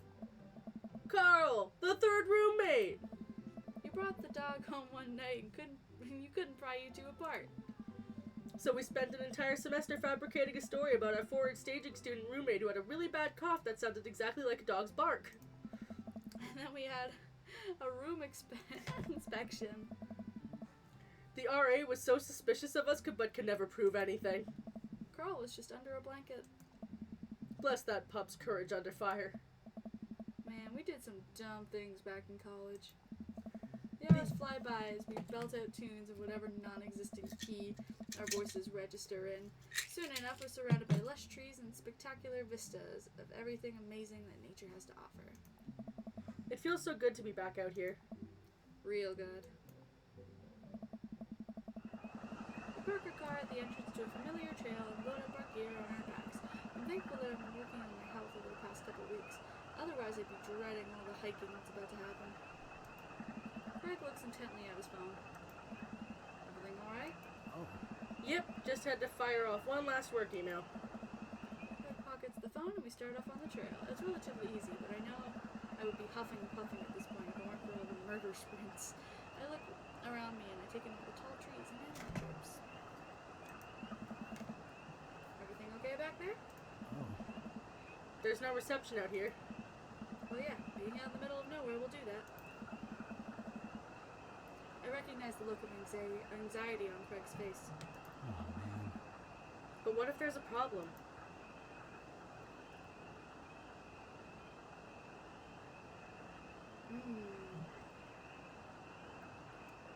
You've trained for this. Look, Craig, we all know that if you really wanted, you could flex your calf muscles and fly out of here like a rocket ship all the way back to Maple Bay. You're gonna be fine. We're gonna be fine. This is our weekend.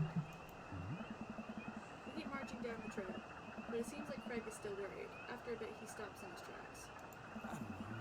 Maybe we should go back. We could find another campground that gets good cell phone reception. Craig, seriously, what's wrong? I mean, I'm just really nervous. My dad instinct is kicking in and my mind keeps conjuring up all sorts of worst case scenarios. What if something happens to the girls? I don't have signal. I would have no way of knowing. Let me tell you, that feeling never goes away. No matter how old your kids are, you just gotta remind yourself that they're in good hands.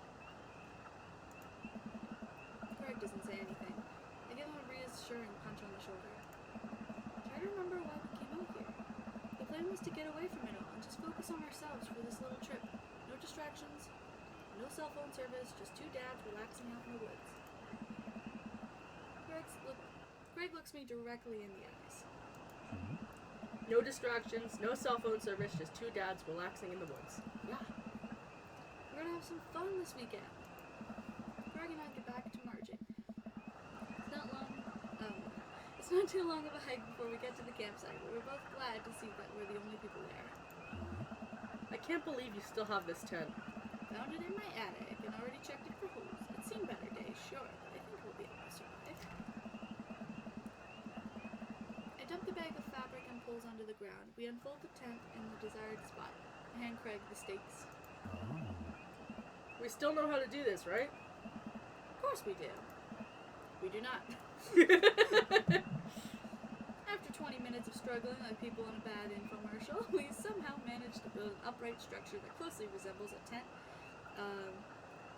What a tent would look like if you asked somebody to draw a picture with their eyes shut. I wouldn't put this up against a storm, but I think we'll be able to survive for the night. We've set out a couple of chairs and our cooking equipment, admiring your handiwork. Hey! Bro, look at us go. Look upon the kingdom we have built. Upon this rock we shall grill our meats and drink our brews. For we hold dominion over this land. Oh. Verily, and look at our camping chairs, which we are going to sit on. So what's next on the Camp Stravaganza docket? Well, now that we have shelter settled, I think it's time for us to do some exploring. There's a little waterfall a little bit up the way that we sure could hike to. Oh, Sakura, you disappeared. I disappeared. Good question. Did your phone die? Did it die? No. Then where did you go? Discord decided it didn't like me. Huh. Bizarre. She's coming back. I don't know. How long was she gone?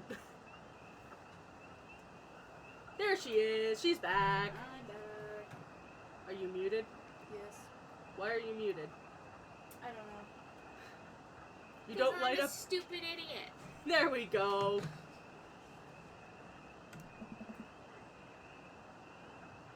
Fair. Well, I'm back. Let's get hiking. Greg and I venture into the woods. We amble along, taking our time to chat and admire the wildlife. Greg reaches an arm out and stops me. Dude, does that look like what I think it looks like?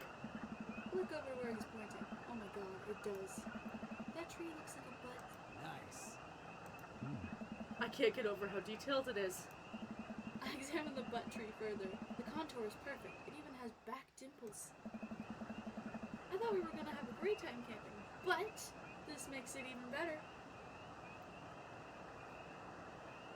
Fair enough. Craig holds back a snicker. I aspire to have every hike be as good as this one. I'm snickering now too. Let us analyze this tree further. Greg and I share a huge belly laugh at our awful jokes. The best thing about this is that there's no daughters here to tell us our jokes are bad. We high five. Greg and I hit the trail again. It's been a long time since we've been out here, but everything seems more or less familiar. We point out old landmarks that we remember from our college days. I think we're getting close now. Check it out. There's a clearing up ahead. As we get closer, I can hear water running. Cresting over a hill, Craig and I are greeted by a wide clearing surrounded by trees. In front of us is a beautiful waterfall spilling into a large body of water that runs into a river. Mouths agape with the genuine beauty of the place, we go to investigate. The old waterfall. Hey! It's gorgeous. Nature is so rad. Peering further, we get an idea of how deep the pool is. Oh. Skinny dip? Think we could jump off it like the old days? Ha! This old dad is happy to be here on dry land. Looks like you could climb right up over there. We didn't even bring swimming trunks. What are you talking about? Craig immediately begins taking his clothes off. Let's go! Sexy man. Look at Craig's butt. I can't help but sneak a peek. That is a good butt. Craig turns Oh over. no, he's hot! Thank you. Mature stream. All the kids get out. I do a lot of glute workouts. I immediately turn away, blushing. Oh. You coming or what? Oh, I don't know about this dude. He's already making his way over to the waterfall by the time I finish my sentence. When he realizes I'm not right behind him, he turns around and rolls his eyes. We lived together for years, and I've seen your ass more times than I can count. It's no big deal. It is, though, because you're hot now. You got jeans.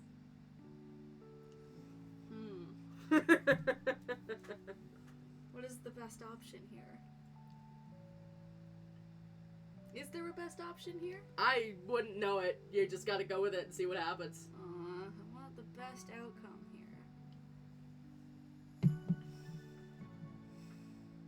Let's put on a show. The glows are coming off, then it's someone's birthday. Craig gives me a wolf whistle. I turn around and give my goodie a good spank. That's for you, big boy. I take my shirt off and drop it in a pile with Craig's clothes. I put the rest of my clothes on the ground, feeling exposed. Craig and I climb up to the top of the waterfall, making sure not to slip on any wet rocks. He reaches the peak before I do and offers me a hand getting up. Hand hold, hand hold. At the top, we look over the cliff into a tiny lake. It seems so much higher from this perspective. Craig has always been a daredevil. He pulled some stunts in college. I'm honestly still shocked he survived. I was always the one standing on the sidelines, watching and hoping I wouldn't be bringing him home in a gurney. Man, this could be dangerous. Craig looks me in the eyes. Don't think. Just jump. Craig cannonballs off the waterfall and into the lake, creating a huge splash. I'm worried for a moment before he finally resurfaces from under the water. Woo! He treads the water and looks up at me. You coming or what? Don't think, just jump. How are you supposed to not? How are you supposed to just not think? I'm pretty sure that's not physically possible. My toes grip the edge of the rock. The water looks so far away. Don't think, just. I run off the edge, trying to do my best to do a cannonball. Somewhere in the middle, it turns into a really graceful belly flop. Ow! Ouch. I hit the water with a loud slap. I resurfaced to find Craig giggling. Oh. I rate that belly flop a solid 8 out of 10. Your form was lacking, but your heart was in the right place. I playfully splash water at Craig. Are you sure about that? I splash him again. Oh. You've given me no choice. Craig splashes me in the face with a huge wave of water. You've awakened the beast. God. He launches another wave of water at me. Don't put me in the corner here. Don't put a wild animal in the corner. Ooh. I feel like we gotta dunk him. I feel like we're roughhousing now. I lunge for Craig and manage to get him in an arm lock. Time for the finishing move. Summon all my dad strength to lift Craig out of the water. Hey! I drop him down for the splash. Craig bounces back out of the water. Bro. My turn. Oh fuck. Oh no, it seems like Craig is simply allowing me to pick him up and dunk him. He grapples me with his clearly superior muscles and, quite literally, tosses me across the water. I emerge from the water, devastated. Oh.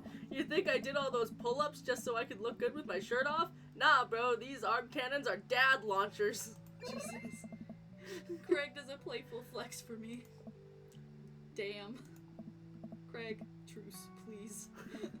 Craig thinks about it. Yeah, sure. We shake hands. There is peace. Man, that jump was such an adrenaline rush. Oh. Not so scary now, huh? I'll race you to the top. We run all the way up the slick rocks and cannonball off the waterfall again. What a rush. Good form on that one. Wanna go again? Yes! With the same energy we had in our youth, we climb back up to the top of the waterfall. I'm brave enough to try a flip, which I'm sure looks incredibly graceful as I belly flop into the water. Whew, man. This is fun.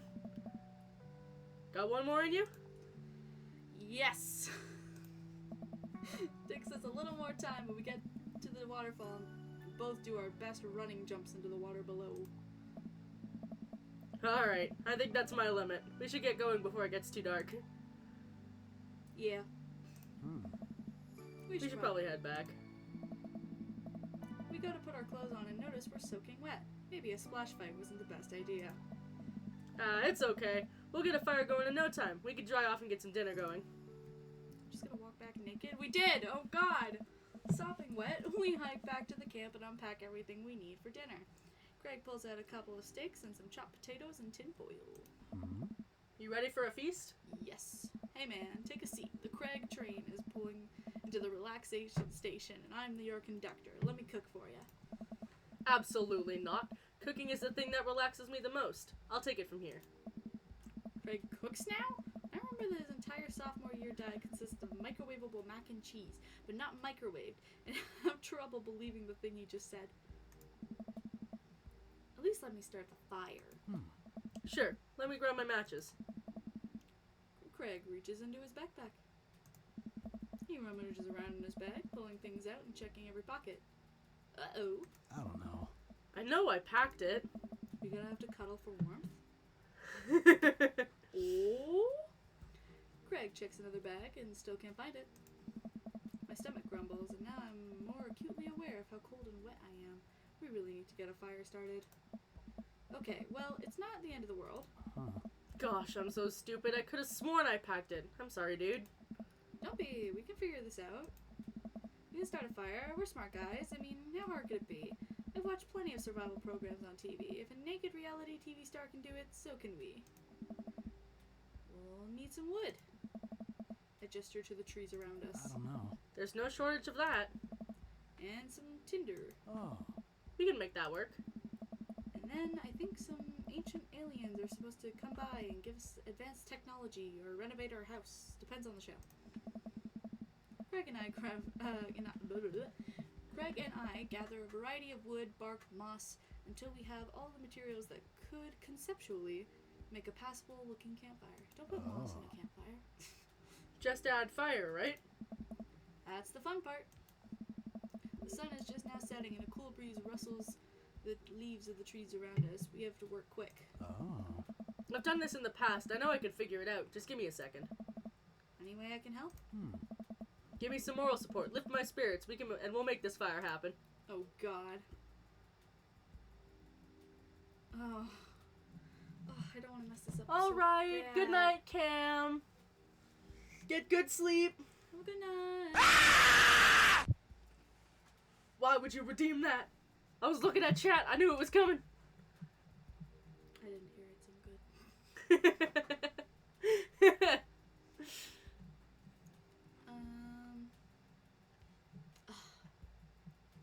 See, I don't know if I should do Never Knew a Better Craig or go overboard with compliments. Fair. Let's gas him up. Let's go. Compliments. Really giving that fire the business. You're an amazing, hard-working father with a steady work ethic, and everyone loves you. Your daughters think you're a superhero, and the neighborhood dads respect you immensely. Also, your butt looks great. Bro, Yes! stop. You'll make me cry. Yes! Okay. Don't want your tears putting out the fire. Yeah, Craig! Eventually, Craig is miraculously able to get something going. He blows the embers gently. He blows on the embers and gently places the glowing moss, to the base of the pit. Soon enough, we have a nice little fire going. Way to go, man! You're a regular old outdoorsy fellas. Oh. Hooray for not dying. I take a seat in one of the lawn chairs. Craig keep trying to pause in sentences where there's no pause. I take a seat on one of the lawn chairs that Craig brought and cozy up to the fire, warming up my hands. Relax, man. Take it easy. Let me handle dinner. I watch as Craig stokes the fire and sets up a makeshift grill for the steaks. After all the hiking and swimming and fire starting, I'm able to relax a bit. With the sound of crickets and the scent of steak filling the air, I actually feel pretty calm. Craig I agree that the smell of steak makes me calm. Craig expertly sears 2 steaks in a pan and has been heating up on the fire. Cracking thyme and crushed ginger over it will basting them both in butter. I'm not a chef. I don't know chef words. Wow, I didn't know he was actually good at cooking. The fanciest I ever saw him get in college was when he started sprinkling the seasoning packet onto dry ramen and eating it straight up. Do not eat straight ramen. That is so dry, especially with the flavor packet on it. Ugh. When did this happen? You used to eat cereal every morning with beer instead of milk. Ew. Oh. I grew up, I guess. I think these are just about ready. Craig puts the steaks on a paper plate and sets them aside. I start to reach for one, but Craig smacks my hand away. Dude, let them rest. It'll be more flavorful that way. I patiently return to my seat, eyeing the steaks longingly from a distance. They smell incredible. Craig prepares a side salad for us in the meantime, sprinkling feta cheese onto freshly chopped greens. He plates it next to a generous pile of roasted potatoes covered in olive oil and rosemary. Once it's all ready, we sit down by the fire and dig in. Oh. Everything taste okay? I'm in heaven. Oh. That's what I like to hear.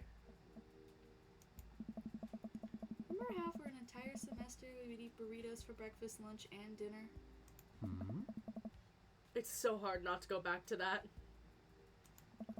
Look at you now, man. You have kids, a great job, and now you cook like a vengeful wizard whose arch nemesis is a microwavable food. I'm really impressed with how much you've gotten your life together. Craig laughs, but there's no humor in it. Oh, baby. I'm glad you think that. I glance at Craig while he picks out his salad. He really grew out of his baby face, but there's something about his expression that makes him seem so much older than he is. A sense of maturity that he didn't have in college. He looks exhausted. You okay? Oh. Yeah. Come on, dude. I've known you for long enough to see when you're down. Oh. I'm tired, bro. I think being out here is making me realize just how drained I feel. You work really hard, Craig. It can't be easy. Oh. I have to. For my girls. I volunteer at their school. I cook healthy meals for them. I do everything I can to make sure they're safe and happy. And when they're with their mom, I'm always working overtime so I can support them. And then you work out a lot so you can crush anyone who stands in their way? I don't know. That, and I don't want to fall into my old habits. I need to set a good example for my girls. Everything I do is for them, and I wouldn't have it any other way. It seems like it's bleeding you dry. Oh. If that's what it takes to raise them well, then it's worth it. Craig, buddy, I know where you're coming from here, but you gotta take care of yourself too. Bro. I do, though. I eat right and exercise, and That's not what I mean. You're too little butter on too much toast, you know? Nice. what? You're spreading yourself too thin. Life needs balance. It's great that you care this much about your kids, but you can't neglect your own needs because you're too busy taking care of everyone else's. You matter too. Oh. I know I can provide for my family, and if I step back and look at everything objectively, I know I'm doing right by them. Oh. But I can't explain it, man. There's always that voice in the back of my head telling me that I need to do more. It's like it's never enough for me. Every time I try to relax, that voice keeps telling me I don't deserve it. To be honest, I even feel guilty about being out here. Craig, you're trying your best and you're doing an amazing job. That's a fact. But even if you weren't, you would still deserve happiness. Oh. Do I, though? Hell yeah, bro. Oh. Gotta add the bro. I look at Craig and think about how good of a friend, an even better father he is. He's compassionate, he's hardworking, he's relentlessly positive. He encourages everyone to be the best version of themselves. He makes me want to be a better person. If you could only see yourself the way I see you. Oh. Craig beams. He gets up and walks over to his supplies. Oh. Come on. I brought dessert. Slay. Oh, you're just gonna use the campfire to torch the tops of creme brulee? Oh. What? I know little to nothing about cooking. Craig pulls out marshmallows. Hey. Well, you still know how to make s'mores, right? I think the more important question is, do you know how to make s'mores? As I recall, you used to just completely blacken the marshmallows. That is a very pointed look. I didn't. You looked at me first. I just went over. Because I saw you. Do you do that? Yes. It's a pointed Oh. look now. Don't do that. Fucking love burnt marshmallows. PSA: don't burn your marshmallows. Fucking love burnt You're a marshmallows. psycho if you do. Oh, I stand by that. It's charred on the outside, but gooey center is preserved. Brutish. Greg throws a marshmallow at me and I catch it in my mouth. Pro move. We used to be able to do that at a great distance against a wind disadvantage. Give me a week of practice and I'll be competitive again. Craig and I sit in front of the warm glow of the campfire, watching embers float up towards the sky. The stars are so much brighter out here. Yeah. Huh? I missed this, Chatty. Me too. And then you smooch. We stay here until it gets late, half remembering stories from college. We watch as the fire dies and eventually clamber into the tent. Get off my chair. We crawl into the tent and I unfurl my sleeping bag. Wait, where's the other sleeping bag? Cuddle for warmth! Cuddle for warmth. I look around for a second. Oh no, I must have left it at home. It's all yours, dude. I'm sorry. I'll just curl up over here. No way. Here. Craig unzips the sleeping bag and spreads it out so there's enough room for both of us just to lay on top of it. Night, bro. Good night, bro. I roll over and we face away from each other without a blanket. It's really cold. Cuddle for warmth! Cuddle for warmth! I shiver without realizing it. I find myself nestling closer to Craig. I'm sure he won't mind. He turns over and I can feel his breath on my neck. It's hard to focus on anything else. Getting steamy up in here. Where's my bonk? I need the bonk. I'll fucking bonk. Where's my phone? Let me enter my own stream. Someone bonk me, hurry! Before it's too late! I turn over, trying to get more comfortable. I open my eyes to find Craig's face only a few inches from my own. For once, he looks at peace. This is a fan fiction. His eyes flutter open. His hand finds a place on my waist. We gonna kiss? We gonna kiss right now? Yes! I'm not sure who leans in first, but suddenly we're kissing. Yes! Yes! We look at each other again. My heart is racing. Craig. Oh. I got strong feelings for you, bro. Feelings I can't deny anymore. The fact that there's bro in the middle of that. Screaming, crying, sobbing. Bro, me too. I run my hands through his hair, then down to his chest. Craig brings me closer, wrapping his arms around me. I feel so secure. Oh. Where's my horny bonk? I still need one. You know, talking about old times is fun, but Oh. I like making new memories with you. I smile, tracing the lines of his hip with my finger. We kiss again. There we go. Thank you. I'm not worried about us getting too cold tonight. I kind of wish we got art for that.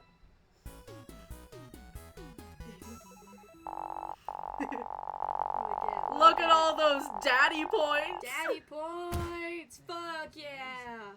Let's Back in go. college. I've missed you, dude. I am pleased. This is everything I wanted and more. I did not say old. You did. No, I didn't. You said too old and then you corrected yourself. That's not true. You should turn on the grill. No. Phew, I think I... Hey, I'll cook. No. Play the game. You have to be the streamer. Phew, I think I have everything finally set up. Amanda should be here any minute now. I think that's her car in the driveway. Okay, gotta act natural. Be cool, Chatty. Be cool. You can't. You physically cannot. Amanda walks through the door with a suspicious look on her face. Hey, Dad. Off to a good start. Something fishy? Rats. Sorry, sweetie, it's the feds. The life of crime is finally catching up to you. I tried to send him in a different direction, but even I'm no match for the power and funding of the U.S. government. Ugh. Well, if they think they're gonna take me alive, they got another thing coming. I'm kidding. You're right. I have a little surprise for you. Yeah, I could tell. You're very bad at lying. Amanda, my dear, would you care to join me in the kitchen? Is Craig in the kitchen? Father, it would fill my heart with glee. Is Craig in the kitchen? No. I lead Amanda over to the kitchen table where a present lies covered under a tablecloth. It's nothing special, but I wanted to get you a little something. You graduated from high school last week, and I know you told me not to make a big deal about it, but... Aw, Dad, you... I dramatically whip the curl off the table. Amanda's jaw drops. No way! I figure you probably won't be able to... Oh my god, to get cable in the dorm, so I thought it might be nice to take a piece of home with you. A DVD box set of Long Haul Paranormal Ice Road Ghost Truckers. This is all 19 seasons. Jesus. And bonus material, including commentary with actual ghosts featured on the show. Dad, I love this. Thank you. She gives me a big hug. I'm glad you like it. Hey, you want to hang out with me in the backyard for a bit? Toss the old pigskin or something? Ah, What the fuck is that? Football. Oh. Totally. I follow Amanda to the back door. Hey! Oh, damn! She's so What? itty bitty. She is. You told me not to make a big deal, but you seem to have forgotten that my entire mission in life is to make a big deal out of your accomplishments. So consider this your graduation party. Surprise! Dad, everyone's here. Well, yeah, everyone wanted to come and support you. Is that a mac and cheese bar? Sure is, fully customizable down to the type of mac. And there's nice cream cake, the good kind with the crunches in the middle. I don't even know what to say. Don't say anything, just have fun with your pals, alright? I'm so proud of you, Amanda. Amanda smiles and runs off to her friends.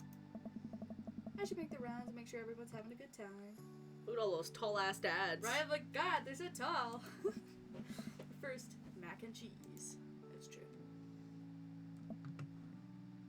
Chatty. Solid. Brian, you made it. Ha! Wouldn't pass up on good mac. It's true. What do you think of the party? Oh. It's not bad. Thanks. Just not bad?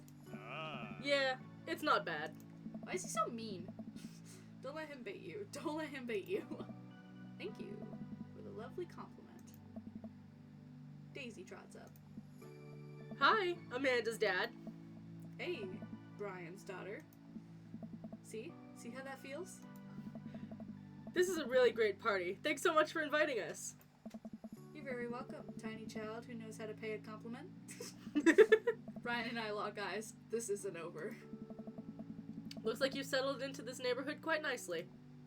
Yep, couldn't ask for a better cul-de-sac. Well, I'm glad. Hopefully we'll see you at more church events. We got a big schedule planned for the rest of the year. Sure thing, Joseph. And maybe if you aren't doing anything later, we could hang out sometime. Cheater. Sure, Joseph, that'd be great. Well, see you later. Hugo comes up to me with a big plate with mac and cheese. Ah! The perfect cheddar to mac... Oh, sorry, that's you. I don't know why I read that. The perfect cheddar to mac ratio. Beautiful work, Chatty. Thanks, Hugo. You know, I'm really pleased to see Amanda going to her dream school. I'm glad she turned it around for finals. Me too. That scholarship money will really help. Amanda walks by and pretends not to see Hugo. I like how she sped by. She's gone. Amanda, come say hi to your old teacher. Hey. Congratulations on graduating. I know you're going to do great things in art school. pew. Ah, the pew pew. Pew pew. Yeah, thanks. Amanda starts to back away. Wait, I just realized you're not my teacher anymore, so I don't have to be afraid of talking to you. You no longer hold power over me. Ah! You're right. Go forth, adult. I can no longer give you detention. Yeah, I'm gonna break everything I want. There's nothing you can do about it. Are you still mad about that time I gave you detention for breaking my globe? Nope. Yes! And I'll have you... and I'll have you know that the globe didn't even fit through the basketball hoop in the first place, so... she'll fit into college just fine. Hey. Hey. Robert. Robert gestures vaguely to the snack table. Good stuff. Yup. Oh? See you later. Hey, man. Matt! Let me know when Amanda leaves for college. I'll have a fresh batch of right said banana bread ready for her. Thank you. I know she'll love that. What a splendid garden party. My deepest thanks for extending an invitation to my son and I. This icebox cake is divine. Yeah, thanks, dude. Good cake. Thanks for coming by. Hey, Hey. looks like Amanda's hanging out with Briar and Hazel. Let's see what they're up to. Hey, Briar, think of a shape. Hazel, what's she thinking? Square. Briar? Star. Yeah. We'll get it next time. Amanda leans in close to Briar and Hazel, lowering her voice. Listen, you guys can be real with me. If you're downplaying your psychic abilities, I want you to know that you can trust me. Heck, even if you think of even think of me as a third twin. That's not how that works. Amanda, that's a triplet. You know, Dad, by the time I'm done with these kids, we're gonna be finishing each other's... What? You didn't finish your sentence. What are we gonna be finishing each other's sentences? See, third twin. I have to go. If you go on more dates, this is a very extensive scene. Yeah. As the party starts to wind down, I take a seat on our back porch. The sun is setting and everyone seems to have eaten their fill. Amanda wanders over and sits down next to me. Killer party, Pops. What can I say? I was inspired. So, I also have something for you. For me? Why? Not to be completely genuine about my feelings for once or anything, but growing up wasn't easy, but it could have been a lot harder if it wasn't for you. Dad, you've been there for me through everything. There's been times in my life where you were my only friend. I was really scared of going to college and being so far away from you, but I realized that everything you've done for me has been to prepare me for this, and I'm ready. I wouldn't be who I am today without you. Don't cry, don't cry. I swear to God. Chatty, if you cry again. You're the best, Dad. I love you. And I'm crying. Anyway, that's enough emotional vulnerability for one day. Present time! Amanda hands me a tiny wrapped package. I tear the wrapping off to find a framed picture of me and Amanda. It's us. Kinda shocking all of our photo albums are just pictures of me, huh? I figured we needed at least one together before I leave. Amanda, thank you. Watching you grow up has been the happiest experience of my life. You're such a talented, intelligent young woman, and I'm so excited to see what the future holds for you. Knock 'em dead, kid. Always do. Amanda and I share a hug. This is only the beginning, Pops. Plenty of more memories for us down the road. Memories to make and stuff to break, right? Oh, I'm gonna break so much stuff. You got the good ending. Aww. Intentionally and unintentionally. You're probably gonna have to pay for most of it. It would be my honor. Amanda hops up. Looks like someone's been waiting to talk to you. I glance over to the back of the yard where Craig is sitting on a bench beneath our cherry blossom tree. He smiles at me. I'll leave you to it. Me and the Emmas are gonna get ice cream. Oh, they're friends again? When did Love that you, happen? Pops.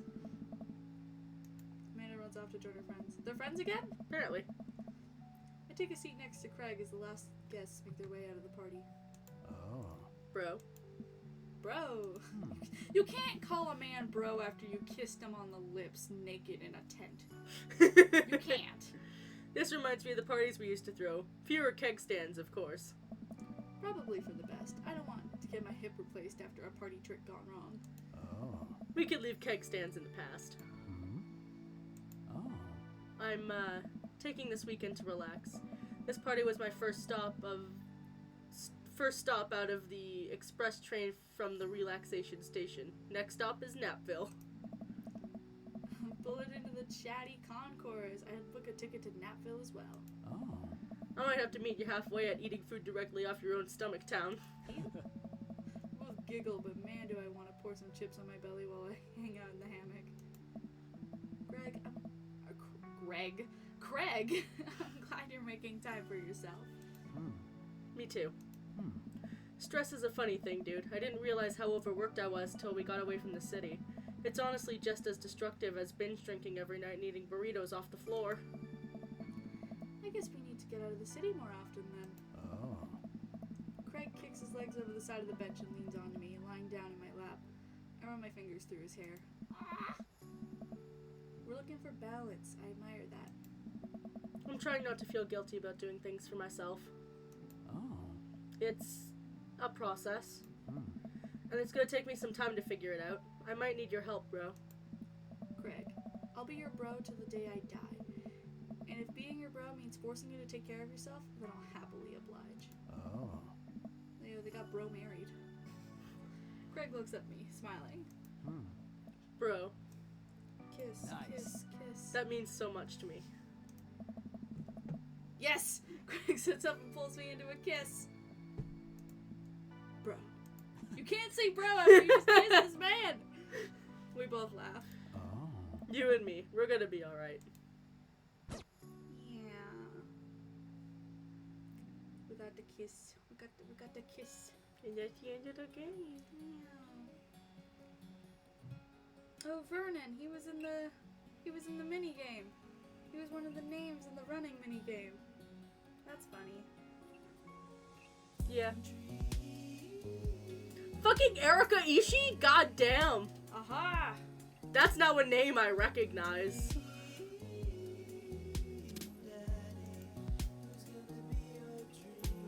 The only reason I know... Yes.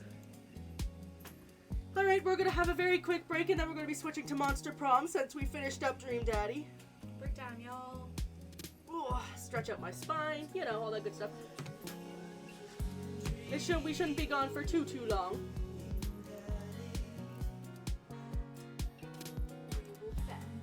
Yes, we're gonna grab some snacks, we're gonna refill our drinks, we're gonna have a grand old time.